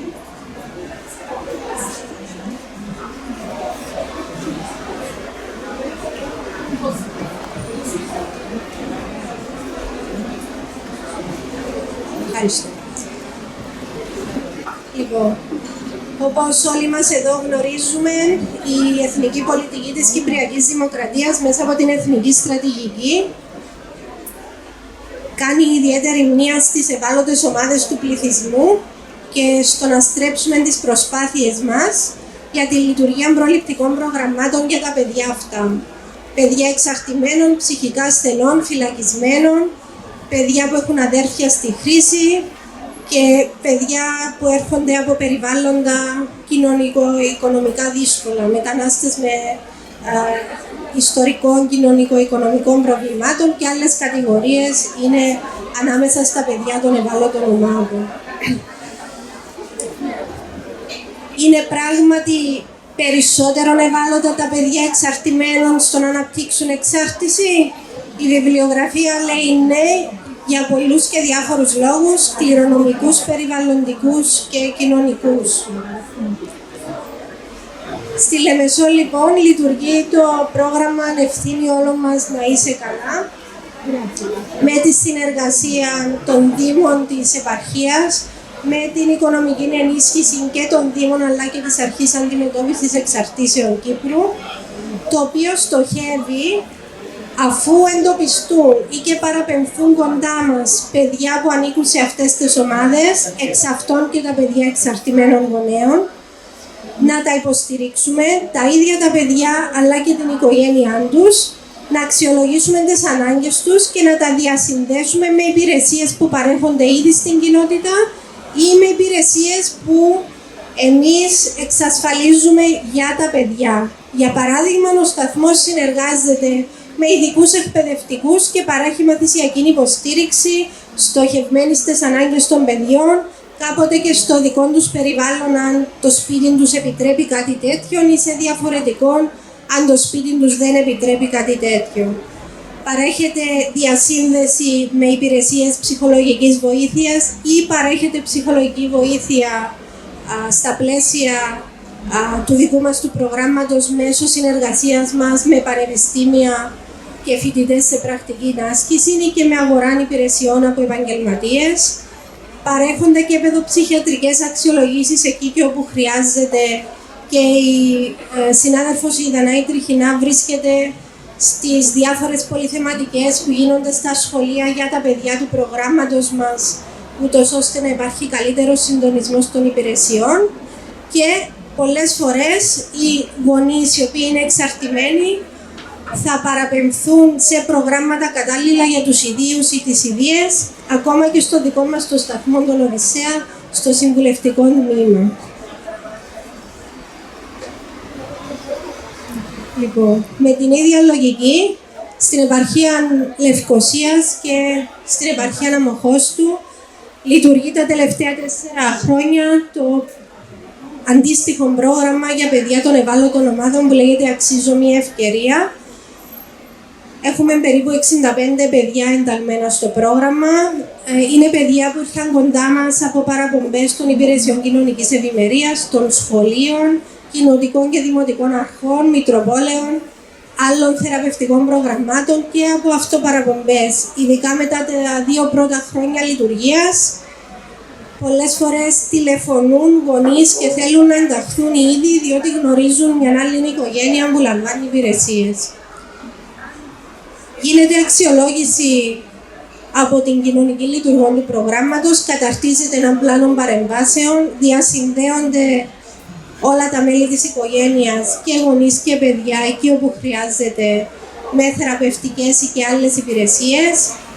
Μπορεί να είναι υπηρεσίες εργοθεραπείας, λογοθεραπείας, υπηρεσίες ψυχολόγου, πολλές φορές ιατρικές υπηρεσίες. Αναλόγως των αναγκών της κάθε οικογένειας γίνονται οι αντίστοιχες διασυνδέσεις. Και δεν σταματάμε στο να τους δώσουμε έναν τηλέφωνο. Γίνεται συνεχής παρακολούθηση και υποστήριξη. Βεβαιωνόμαστε ότι έχουν τρόπο και μέσο να πάνε στις υπηρεσίες. Ένα πρόβλημα που εντοπίζεται πολύ συχνά ανάμεσα σε αυτές τις οικογένειες είναι ότι μπορεί να μην έχουν μεταφορικό μέσο, μπορεί να μην έχουν χρήματα για τα καύσιμα, μπορεί να εργάζονται την ώρα που πρέπει τα παιδιά να πάνε κάπου και έτσι η κοινωνική μας λειτουργός έτυχε αρκετές φορές να μεριμνήσει για τη μεταφορά των παιδιών στο ψυχολόγο, στον εργοθεραπευτή, στον λογοθεραπευτή, αναλόγως αναγκών. Το καλοκαίρι, και είναι εδώ η συνάδελφος η Παναγιώτα Ιτζονοβέζου, που έχει την ευθύνη της οργάνωσης, κάνουμε και ένα καλοκαιρινό σχολείο 2 εβδομάδων με εναλλακτικές δραστηριότητες σε μικρές ομάδες για τα παιδιά αυτά. 5 παιδιά κάθε ομάδα. Και φυσικά αξιολογούμε την πρόοδο τους και αναπροσαρμόζουμε τους στόχους τους. Μπορώ να σας πω ότι μετά από 4 χρόνια έχουμε ήδη 2 παιδιά που έχουν ενηλικιωθεί. Το ένα παιδί συνεχίζει με τριτοβάθμια εκπαίδευση και το άλλο εχθές εμεριμνήσαμε για εξέβρεση εργασίας. Άρα σιγά σιγά, λόγω των πολλών συναπτών ετών του προγράμματος, βλέπουμε και την εξέλιξη κάποιων παιδιών και μας χαροποιεί ιδιαίτερα εκεί και όπου η εξέλιξη είναι θετική. Ποιους παράγοντες θεωρούμε ως βοηθητικούς για να γίνεται η διασύνδεση και η συγκράτηση στη θεραπεία? Χρειάζεται ο εκάστοτε λειτουργός του προγράμματος ή η εκάστοτε λειτουργοί να αναπτύξουν καλές σχέσεις με τις αρμόδιες υπηρεσίες. Δηλαδή, να μην είναι απλά ένα τηλεφώνημα που γίνεται σε μια κοινωνική υπηρεσία, αλλά να υπάρχει η σχέση θεσμική. Έχουμε επισκεφτεί τις αντίστοιχες υπηρεσίες κοινωνικής ευημερίας. Η λειτουργός μας πλέον γνωρίζει τους λειτουργούς που είναι αρμόδιοι για τα περιστατικά που χειριζόμαστε. Γίνονται από κοινού παρεμβάσεις και μέσα από την εμπιστοσύνη που έχει αναπτυχθεί και το σεβασμό ανάμεσα στους λειτουργούς, τα πράγματα λειτουργούν γρήγορα και πολύ καλύτερα. Επίσης, θεωρούμε ότι αντιμετωπίζουμε αυτά τα περιστατικά ως ομάδα επαγγελματιών. Δηλαδή, σε αρκετές περιπτώσεις όπου άτομα που βρίσκονται στο προληπτικό πρόγραμμα, τα παιδιά, οι γονείς είναι και στο θεραπευτικό πρόγραμμα της Ιχάκης, ο ψυχολόγος και ο κοινωνικός λειτουργός λειτουργούν ως ομάδα, συνεννοούνται, ευθυγραμμίζουν τους στόχους τους πάντοτε με τη συγκατάθεση των περιστατικών φυσικά. Οπότε, η συνεργασία αυτή, ο κατάλληλος έγκαιρος και συνεχής συντονισμός, αποφόρτιση εμπλεκόμενων λειτουργών. Είναι γεγονός ότι για τους λειτουργούς μας που δουλεύουν στην πρώτη γραμμή, με τις οικογένειες αυτές, αυτά που έχουν να διαχειριστούν, αυτά που βλέπουν, με αυτά που έρχονται σε επαφή, μπορεί να δημιουργήσουν έντονα συναισθήματα. Οπότε, μέσα από συναδελφική εποπτεία, παρέχουμε την ευχέρεια να αποφορτιστούν για να μπορούν να συνεχίζουν αυτόν τον πολύ δύσκολο έργο. Οι ενέργειες πρέπει να είναι γρήγορες. Είναι πολύ σημαντικό να εξασφαλίζουμε και οικονομική ενίσχυση. Πολλές φορές το άγχος που δημιουργείται έχει να κάνει με τις δυσκολίες ως προς τις βασικές ανάγκες των οικογενειών. Είναι φορές που πήραμε γάλα και ψωμί για παιδιά στο σπίτι που δεν υπήρχε και δεν υπήρχε άλλος άμεσος τρόπος να πάει. Και τέλος, όπως αναφέρθηκε και από τον κύριο Νεοκλέους προηγουμένως, η προσβασιμότητα και σε απογευματινών χρόνων στους λειτουργούς του προληπτικού προγράμματος βοηθά κατά πολύ να αισθάνονται οι οικογένειες που είναι συνδεδεμένες ότι τις κρατάει ένα δίχτυ συνεργασίας. Θα πω και 2 λόγια, χωρίς να αποτελεί αυτόν την επίσημη ανακοίνωση, αλλά έχουμε στα σκαριά, στα πλαίσια ενός ευρωπαϊκού προγράμματος που λέγεται «Κάνε τη διαφορά», ένα φιλόδοξο πρόγραμμα που θα βάλουμε σε εφαρμογή εντός του επόμενου δεκαημέρου σε συνεργασία με τις υπηρεσίες κοινωνικής ευημερίας. Λοιπόν,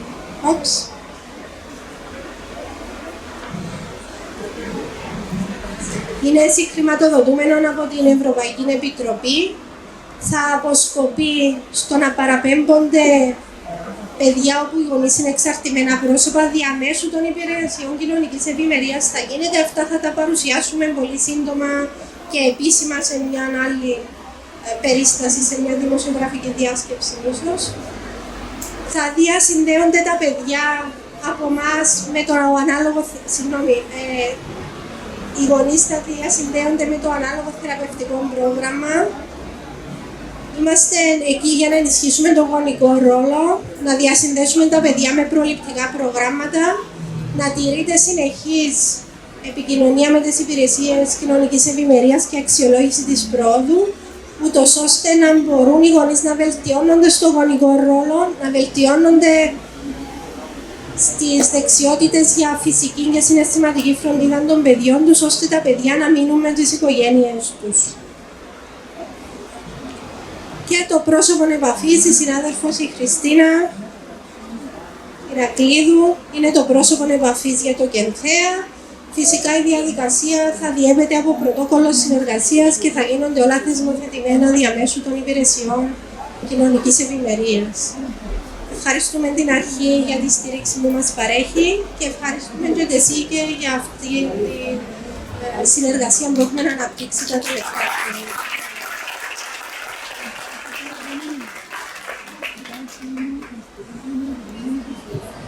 Ευχαριστούμε κυρία Ζαλούνα για την ενδελεχή παρουσίαση του προγράμματος.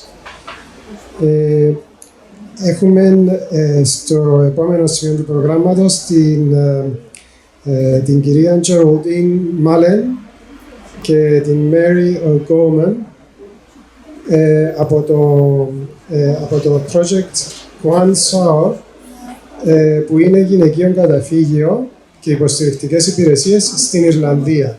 Οπότε θα ενωθούμε όπως ενωθήκαμε πριν με την κυρία Κουπίστοβα και να σας παρακαλέσω όταν έχετε παρακολουθήσει στο τέλος, αν έχετε κάποιες ερωτήσεις, να ρωτήσουμε τις κυρίες Μάλεν και Ογκόρν.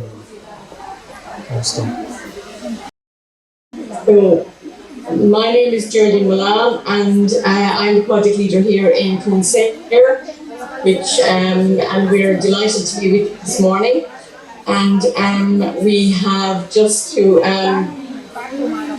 look at what we're going to actually share with you this morning. We're going to look at the approach, the policy changes, the outcomes and the learning points for the Domestic Violence Agency in Ireland, which implemented a harm reduction response to women living with violence and problematic sexual abuse. So we will focus mainly on the impact of the trauma and how we support mothers who are or have used substances. And it was just to say to you that this hasn't been a short journey, this has been quite a long journey. We've been doing this work now over probably a 12-year period, and we have invested and engaged a lot of resources and time into it, and I suppose to understand where the women that we work with and the children are coming from, and the impact of the domestic violence and substance use and the parenting has had on them. So just to give you a little bit of flavour as to Clonsair and the refuge and the support service that we have here. We provide self-contained refuge accommodation, support, advocacy, outreach support and information advocacy, court support, information advocacy and accompaniment. We have a 24-hour helpline, which is a free phone helpline, and we have children's support. We provide art therapy, play therapy, we provide counselling, parenting support and group work. So we're a very busy service, busy organisation, and I suppose we would always say that possibly the refuge is probably the least busy part of our service, even though we're actually immersed here in the middle of it because we're actually in the centre of the town. Our offices are actually part of the accommodation side of our work. We have 10.4 full-time equivalent staff, and we have an annual budget of €581,000 coming from mainly TUSLA, from our Department of Health and our Department of Justice here in Ireland. We're currently on a transition stage here in relation to who oversees the sector within Ireland, where we are moving from the Department of Health and TUSLA to the Department of Justice. So we're a little bit anxious around that, but we are also delighted because it is something that we've been advocating for quite some time. So over the past 12 years, we have engaged in policy, practice and interagency change in addressing coexisting domestic violence, substance use and trauma. Just maybe to give you a bit of a flavour on, the number of women that actually access our service on an annual basis. You're looking at roughly and approximately over 500 individual women right across all of our service in any given year. So the year that I have mentioned here this morning is 2021. So I suppose we were very much in the middle of COVID at that point, and on probably second, third waves of COVID, which would have impacted on our service hugely. And we're just coming out of that space. And I suppose I think we were on our fifth wave in Ireland, but we survived as an organisation until now. So we've pretty much been railroaded with COVID for the last couple of weeks, and Mary, who's joining me this morning, is only back in-house this morning after surviving it again for a second time. So thank you, Mary, for that. And the figures here are impacted hugely by COVID and also impacted by a housing crisis that's currently happening in Ireland, and I'm sure you've heard about that, and it's possibly you've experienced it yourselves in your own countries. So just looking and reflecting quickly on the stats, and you have these to reflect back on later on. Admitted to the refuge back in 2021, we had 10 women and 14 children. And they were basically in-house here with us. And like I said, the challenge there is our housing crisis in relation to women being able to move on and live independently and live their better life out into the community when they have more or less worked through and have worked through leaving the relationship. And our support and advocacy service is very busy, so internally we would have, supported women, the women who are in refuge, and a lot of support and information would be delivered to those women on a weekly basis. They would be met regularly, and they would be met structurally once a week to ensure that they have exactly what they need, and also, that we can advocate on their behalf. And we had 138 individual women who come in to our support and information and advocacy service here within the organisation, and they're women that didn't need refuge but are moving through change within their own lives and are experiencing domestic abuse. The childcare supports, as you can see there, we had 14 individual children here within the refuge for a year, so they would get a lot of support from our childcare worker. And then we had 20 children who came from externally, and they would be referred into us by mostly TUSLA, the social work department, and women themselves through all of the other services in our organisation, like the outreach services, etc. Our helpline, we have 384 individual women referrals, we have 181 individual women. Our counselling, we had 17 women who were engaging in our counselling service across the year. And our outreach support and advocacy, we had 76 individual women. Our court support, 118 individual women. And I suppose the stark stat here is the number of women that we were unable to admit into our refuge. It's a very high number. We had 200 women and 149 children. And that's fairly stark, and I suppose we had a launch of a new national strategy here in Ireland yesterday. It's a 5-year strategy, and they are doubling the number of spaces within that strategy of refuge spaces in Ireland, and that will still fall short of the Istanbul Convention, needless to say, but it's a start for us. So I suppose what we knew in relation to the use of substance in the context of domestic violence. So we're looking at the perpetrator of domestic violence may with their partners or their wives encourage her use and her dependence on substances, control her medication, which is a big one. stigmatizing women because of her use, utilizing her intoxication to physically and emotionally abuse her, invoking shame and using threats to her work, her family, her children, her child protection in order to control her. And that was huge. It was the threat always of, letting the external and her circle of people and supports, and I suppose most especially social workers and the child protection side of things, the disclosing her use of substances in that area, which would, instill a lot of fear within her in relation to possibly losing control of her children into care, which would be a regular threat by a perpetrator on a woman that we work with. Women drug users often considered doubly deviant,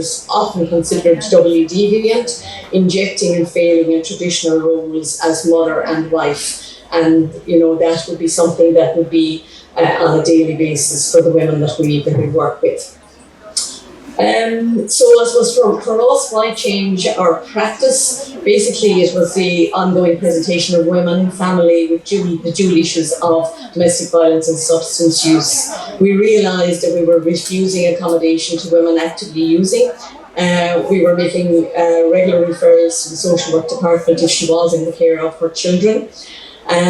We collaborative approach with women embedded in service conflict with presenting issues of substance use, trauma histories, intergenerational patterns and sexual exploitation, and asking women to address their substance use issues before they could avail of refuge services. That's something I suppose every time I look at it and every time I remember back to that time, it's something that I would be embarrassed about doing now that I reflect back and realise how we were so excluding women from the service, and what we were asking them to do was the impossible. And we were absolutely delighted to be able to move on from that. So after much discussion, much training, much reflection within the staff team over possibly a couple of years of looking at our work practice and tweaking it and changing it, and looking at the change in the landscape in relation to the presenting issues, we developed a question that we ask every woman that actually connects in with the organisation. And some of the actual question, after much debate, and much discussion about what that question would look like, it comes down to quite a simple question. Some of the women I work with use drugs and alcohol as a way to cope with domestic violence. Is this something you would like to talk about?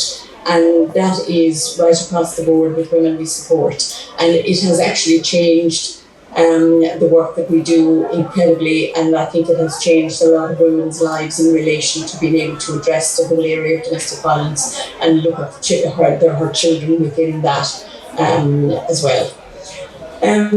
We took a harm reduction approach around accommodating women actively using, screening and active substance use harm reduction strategies. We introduced sharp boxes and medication cabinets.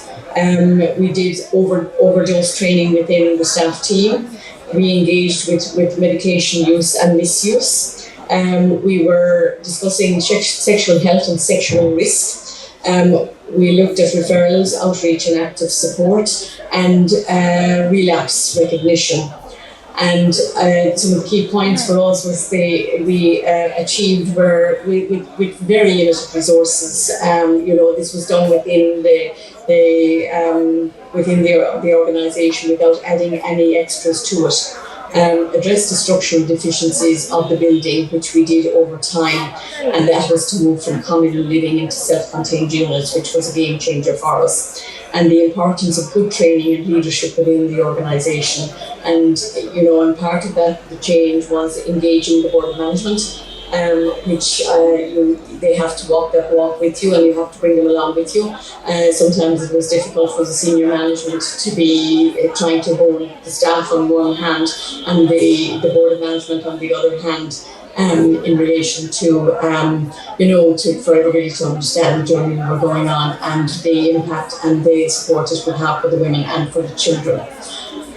So I'm going to hand you over to Mary now, who is our service manager. Mary will introduce herself, and she's just going to talk you through some of the trauma-informed responses that we have worked with over time within the organisation to support us to walk the walk with the women and the children. Thanks, Mary, thank you. Thank you, Jeremy. Thank you. Hi, everyone. My name is Mary. I'm the services manager here in Clonsair. I've been working here now for 18 years. And I suppose I'm fortunate enough that I've been involved in, the evolve and changing Clonsair around practices. I suppose where our practice is constantly evolving to meet the needs of mothers and children. And I suppose I've been involved in the development, the implementation, right through to the practice of interventions that we provide. So it's great. So I suppose embedded in our work in Clonsair, and I think Geraldine alluded to it already, is adverse childhood experiences. And I suppose one thing that we really firmly believe when we're working with women, especially with mothers, where we come, where we are working with complex cases, we firmly believe and know that a lot of these issues come from their childhood, that they may not just come from the current situation or the current crisis. So what we find is that research identifies long-term harms that can result from chronic stress in childhood, and that the stress arises from the direct abuse and neglect of children and or growing up in households where children are exposed to issues such as domestic violence and drug taking. So I'm going to talk you through, we have a range of services which Sterling has spoken about, but I suppose for the purposes this morning, I'm just going to focus in on 3 key aspects of that service that we use to support mothers and children who are affected by substance misuse. One is our ACEs routine inquiry. Then I will look at walking the walk with mum, and then I'll just speak just briefly about the Parenting Under Pressure programme. So the ACEs. So after a pilot study, a research pilot study in Clonsair, we have now implemented the ACEs routine inquiry into our supports with mothers. And I suppose what's great about this tool is that I'm sure you're all familiar with the ACEs questionnaire. What's great about this questionnaire is that it's a 10-set questionnaire, but it allows us to ask many questions in a supportive environment. And I suppose what these questions allow is, to open up conversations much earlier than what we might have anticipated. It allows mothers to maybe look at their experiences and connect the dots to what has happened in the past, how that is affecting them currently, around their substance misuse, maybe around their parenting. And what it allows us to do then is, to get a better understanding of mum's needs, and that we can link her in with interventions and supports much earlier than what may have been if she had not done this intervention at this stage. So it allows us to identify the appropriate supports at the appropriate time.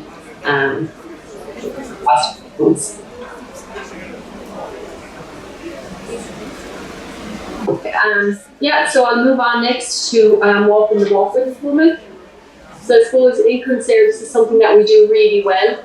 As support workers, I suppose we work at the woman's pace, at the mother's pace. So the initial work with any mother is that if she's resident or non-resident, is that she will link weekly with a key support worker.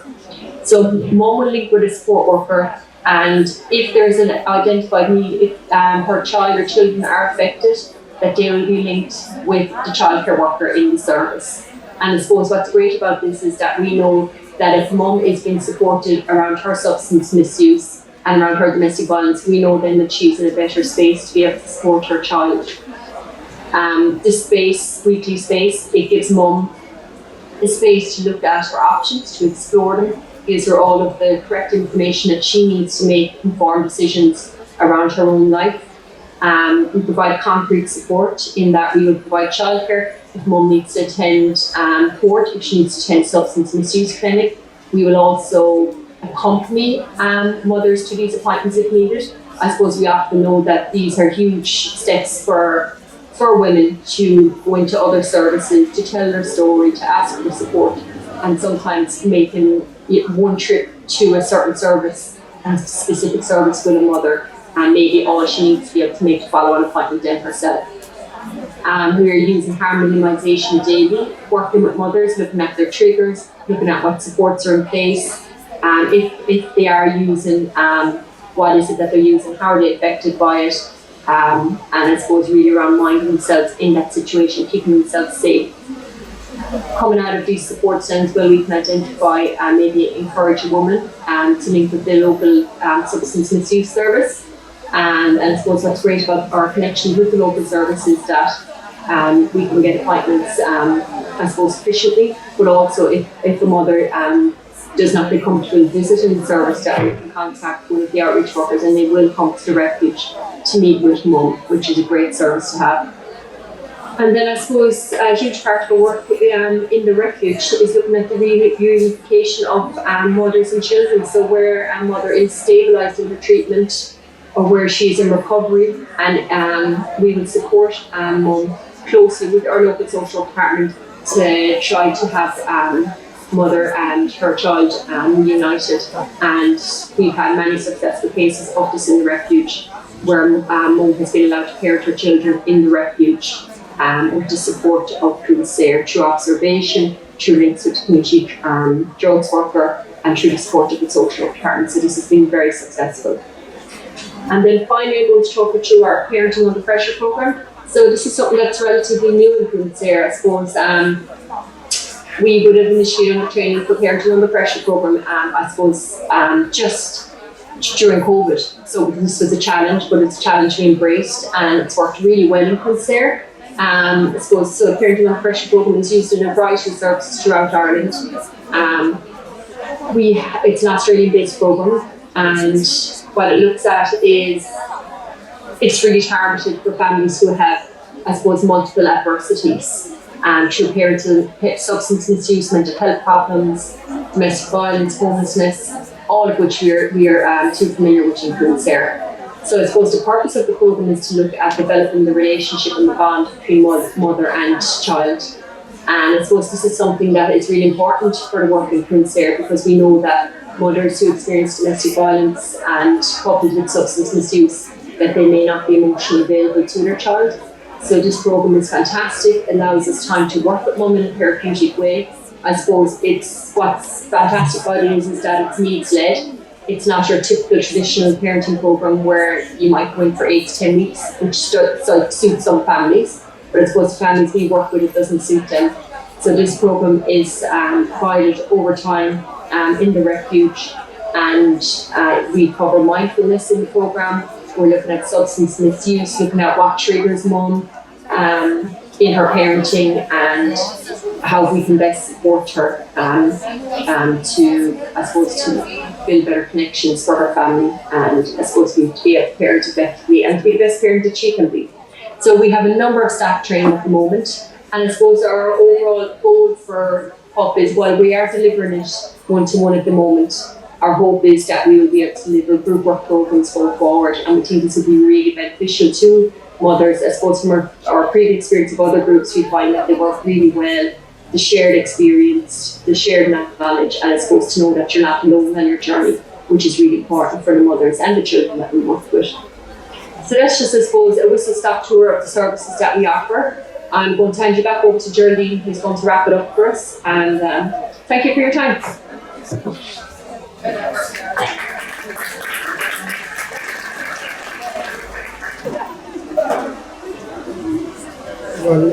Απολογούμαστε για τις τεχνικές δυσκολίες. Φτάσαμε στο τέλος των παρουσιάσεων. Με αυτόν της κυρίας Μουλάν και της κυρίας Ογκόρμαν, έχουμε τώρα κάποιες ερωτήσεις για την Ιρλανδία. Κάτι που παρατηρήσαμε. Εγώ προσωπικά παρατήρησα πολλά κοινά μεταξύ των προγραμμάτων και στην Κύπρο και στη Τσεχία και στην Ιρλανδία. Είναι πολύπλευρα προγράμματα, προσπαθούν να προσεγγίσουν το πρόβλημα από διάφορες οπτικές γωνίες, και ψυχολογικά και κοινωνιολογικά, ιατρικά, όλοι οι τομείς, γι' αυτό εξάλλου είμαστε ένα δίκτυο συνεργατών. Όμως αυτά είναι γενικές παρατηρήσεις δικές μου. Έχουμε κάποια συγκεκριμένη ερώτηση για την κυρία Μουλάνη, την κυρία Ογκόμαν.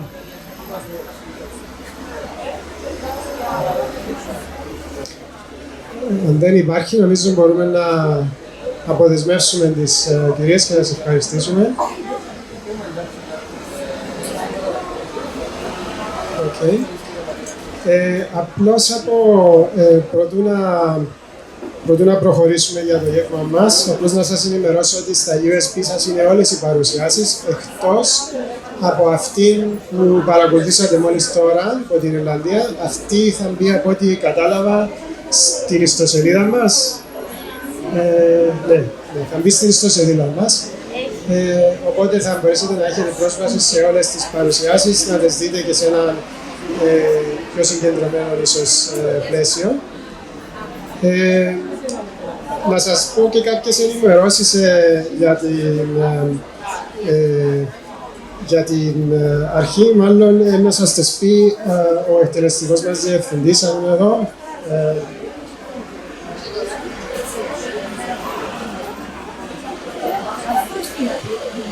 Λοιπόν, γεια σας. Ελπίζουμε να μην σας κουράσαμε. Δεν θα μακρηγορήσουμε, αλλά είπαμε, μια και σας έχουμε όλους εδώ, καταρχήν να σας ευχαριστήσουμε πάρα πολύ για την παρουσία σας. Ελπίζουμε ο χώρος έτσι να ήταν το κάτι διαφορετικό που προσπαθήσαμε έτσι να βρούμε, που θα κάνουμε πιο ευχαριστή την δουλειά που θέλουμε να κάνουμε.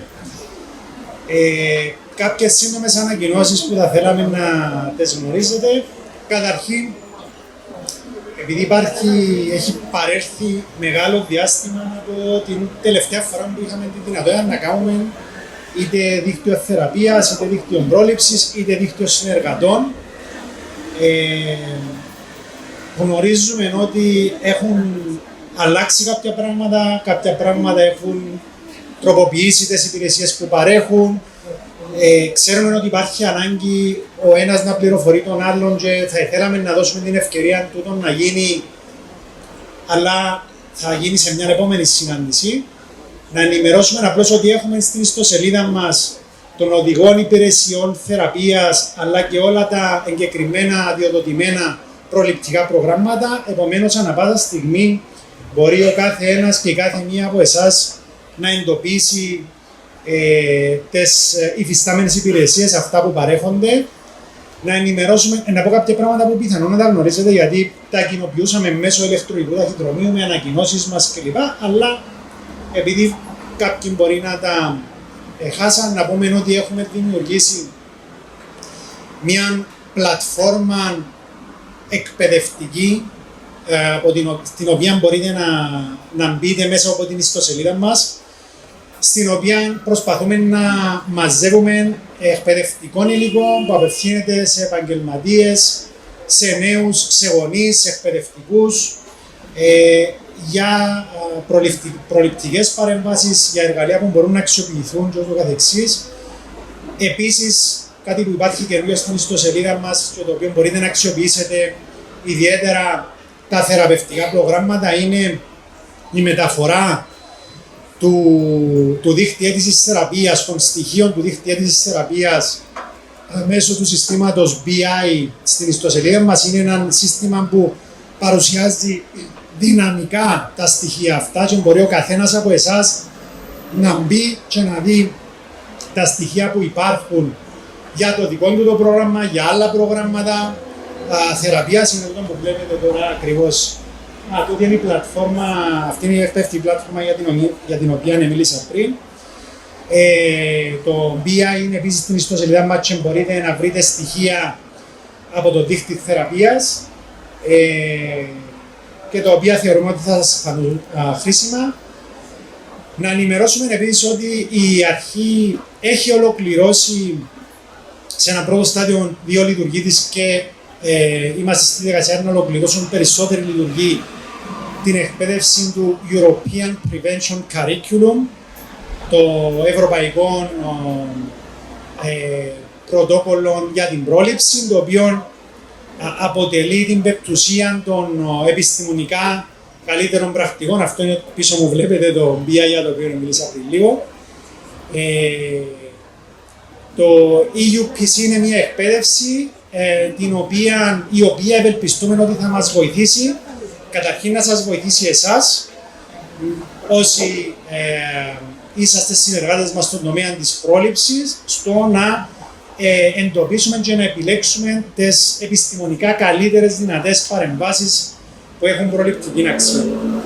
Να ενημερώσουμε επίσης ότι θα σας έχουμε δώσει όλους, αν κάποιος δεν επήρε, αποταθείτε κοντά μας να σας δώσουμε την ετήσια ανασκόπηση για το 2021, η οποία έχει εκδοθεί με αφορμή την Παγκόσμια ημέρα και στην οποία μπορείτε να εντοπίσετε την αποτίμηση της δουλειάς μας για το 2021. Επίσης, λογικά πρέπει να σας έχουμε δώσει μία πρόσκληση για τις 7 του Ιούλη. Όπως γνωρίζετε, στις 14 Ιουνίου ανακοινώθηκε η Ευρωπαϊκή Έκθεση για τα ναρκωτικά. Για τους γνωστούς λόγους του πένθους που υπήρχε, δεν έκαναμε εκδήλωση ταυτόχρονα με την ανακοίνωση της Ευρωπαϊκής Έκθεσης. Θα κάνουμε την δική μας εκδήλωση στις 7 του Ιούλη, ανακοινώνοντας την Ευρωπαϊκή Έκθεση, αλλά και τα στοιχεία της κατάστασης στην Κύπρο. Οπότε, είσαστε όλοι ευπρόσδεκτοι να έρθετε να κουβεντιάσουμε για τα νέα στοιχεία που υπάρχουν. Έναν τελευταίο, σε 2 μέρες νομίζω λύγει το σχέδιο κοινωνικής υποστήριξης, οι αιτήσεις για το σχέδιο κοινωνικής υποστήριξης. Παρακαλούμε όσοι δεν έχετε καταθέσει σχετικές αιτήσεις και σχεδιάζετε, μην το αμελήσετε, γιατί θα τηρηθούν αυστηρά τα χρονοδιαγράμματα που έθεσα. Λοιπόν, ευχαριστούμε πάρα πολύ για την παρουσία σας. Αντιλαμβάνομαι τώρα έχουμε δυνατότητα γεύματος. Πρόεδρε, να πεις και εσύ και κουβέντες στο πρωί. Πολύ ωραία. Ευχαριστούμε πάρα πολύ για την παρουσία σας εδώ. Καλή όρεξη. Αν έχει κάτι στο πρόγραμμα, να βάλουμε επίσης και συζήτηση δαμέ, γιατί ενδεχομένως ξέρουμε ότι μπορεί να έχει πράγματα που να θέλετε να πείτε, να ρωτήσετε, που δεν τα αγγίξαμε, δεν τα είπαμε, δεν ξεχάσαμε τα. Είμαστε στη διάθεση σας. Αν όσοι αντέχουν ακόμα. Λοιπόν, έχει κάποιον που θέλει να πει κάτι, να ρωτήσει κάτι, να διευκρινίσει κάτι καλύτερα που μπορεί να μην διευκρινιστεί προηγουμένως. Όχι.